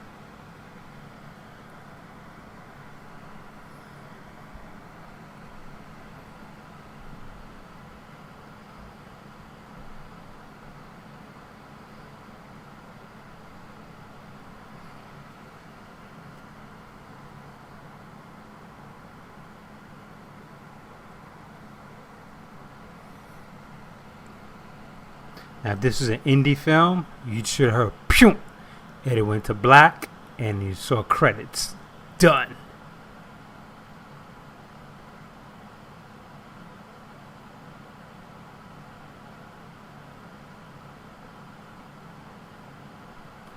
You done fucked up now.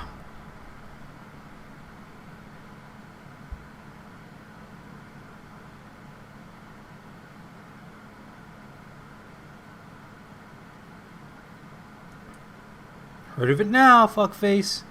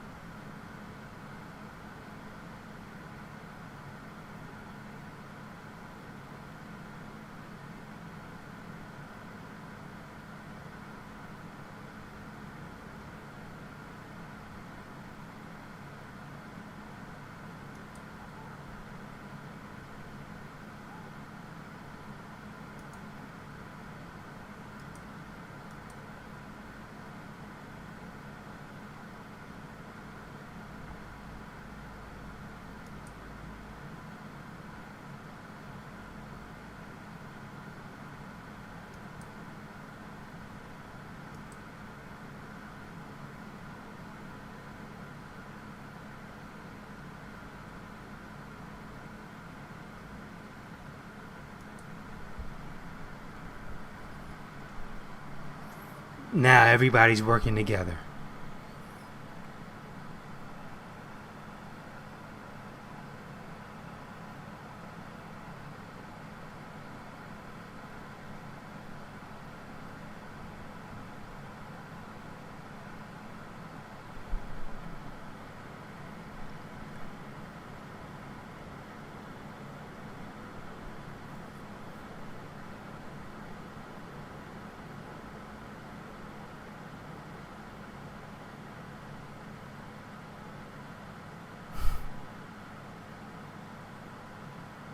Should've been like, damn, you dumb kid. You don't know what you took, Paul.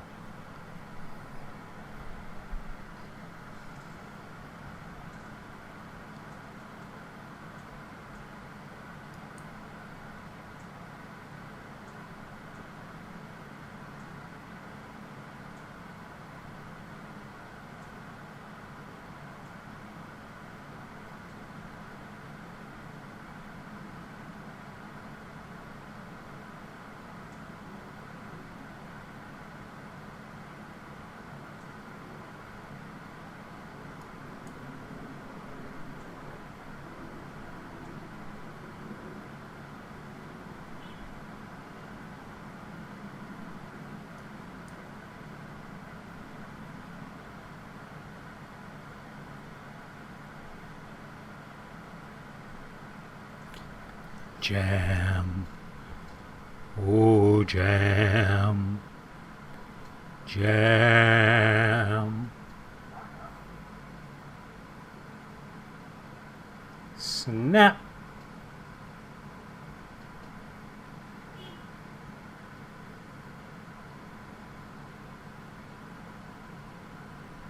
Ah.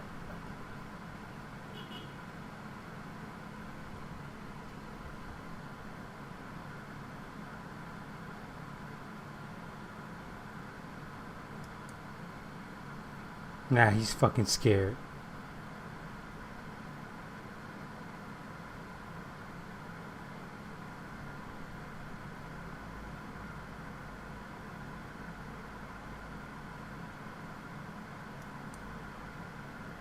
Do it, do it.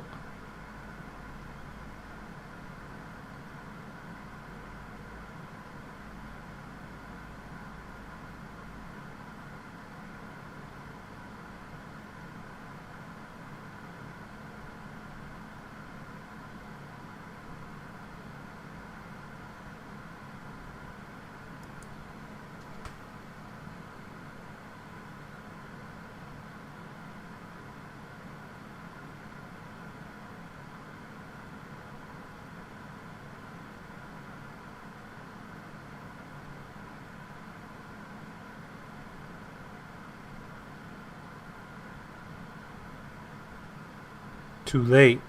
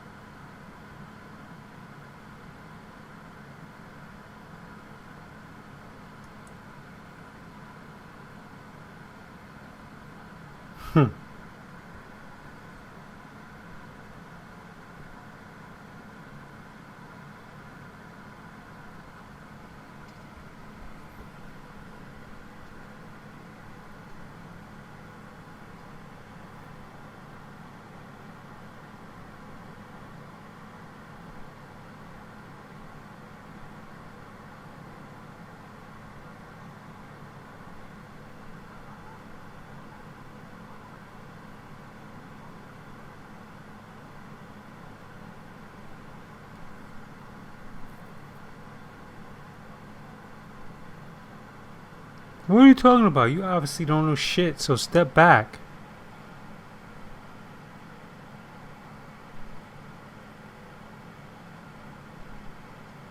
Mustache.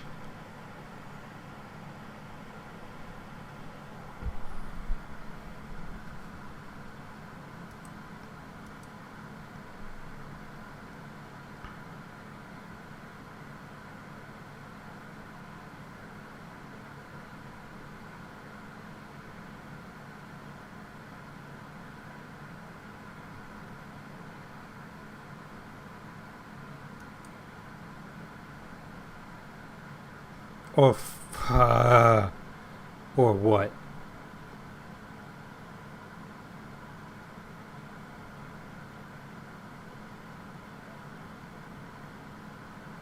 I need to write something like that when somebody goes, or what? And I'm like, really? You gonna ask me, or what?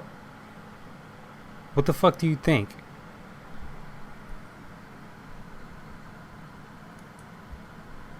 How about you cut yourself? Started this shit.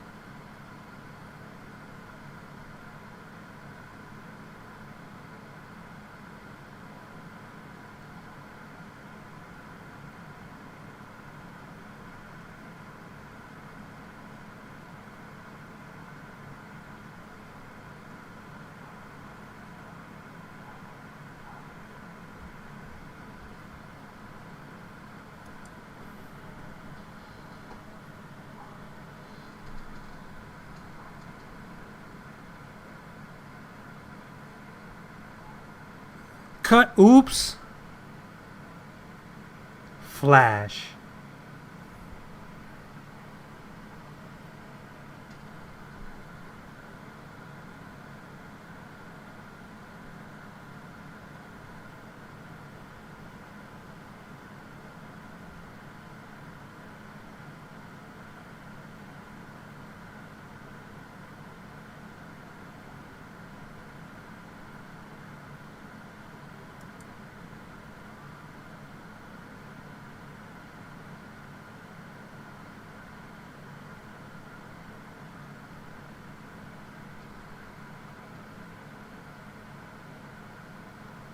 We did it.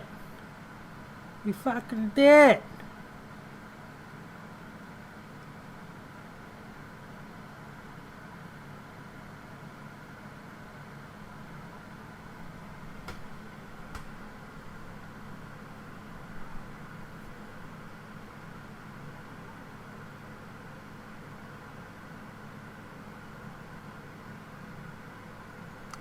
Poof. Poof.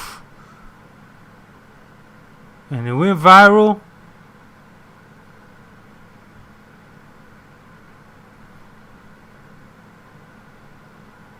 Attica! Attica! Attica!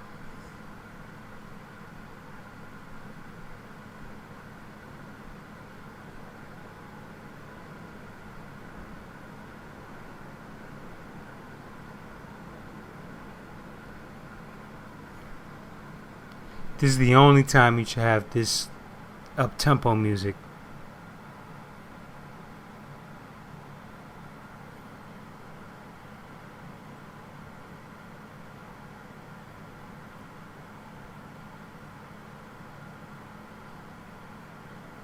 Now we're buddies. Remember Jenny? Dr. Matheson? Let's get out of here so they don't see our faces. The government was never here.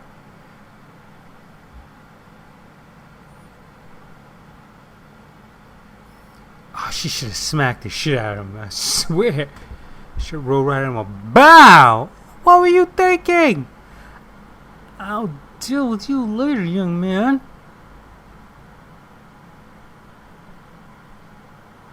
How can I stay mad at you?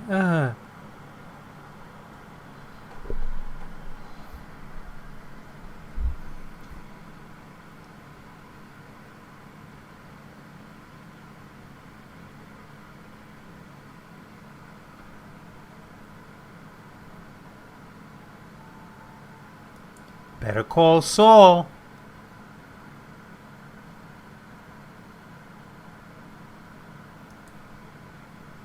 And this is how we end the movie. The government breaks out.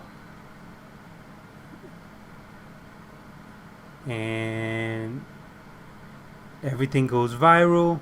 The secret is out.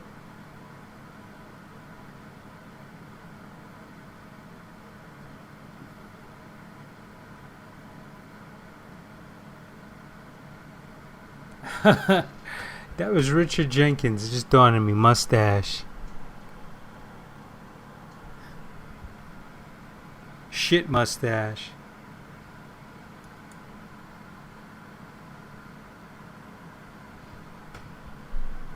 Fucking Christopher Tracy gets shot and killed over taking some chick's virginity. This kid decides that he's gonna create a fucking nuclear bomb to teach people a lesson, and he's still alive, living to see another day. But like I said, if you stay to the end of these credits, you'll see the titles will say 3 years later, and then he'll get bumped. I'm lying. Well, as these credits roll, I shall roll out of here, hoping that you found this goofy commentary just that goofy and entertaining, and yet still a commentary. And you join us again for another TSFG special commentary for the 1986 Commentary Archives. I'll get it together. John Mahoney, that's his name. John Mahoney, Fraser's dad. And the fucking dad ripping off the senior citizens and fucking say anything.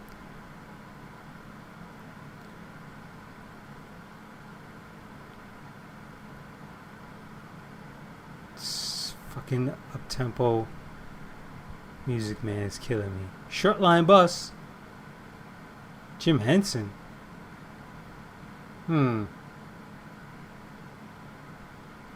Alright, ladies and gentlemen. On that note, I shall bid you adieu. And as I usually say, ciao bella!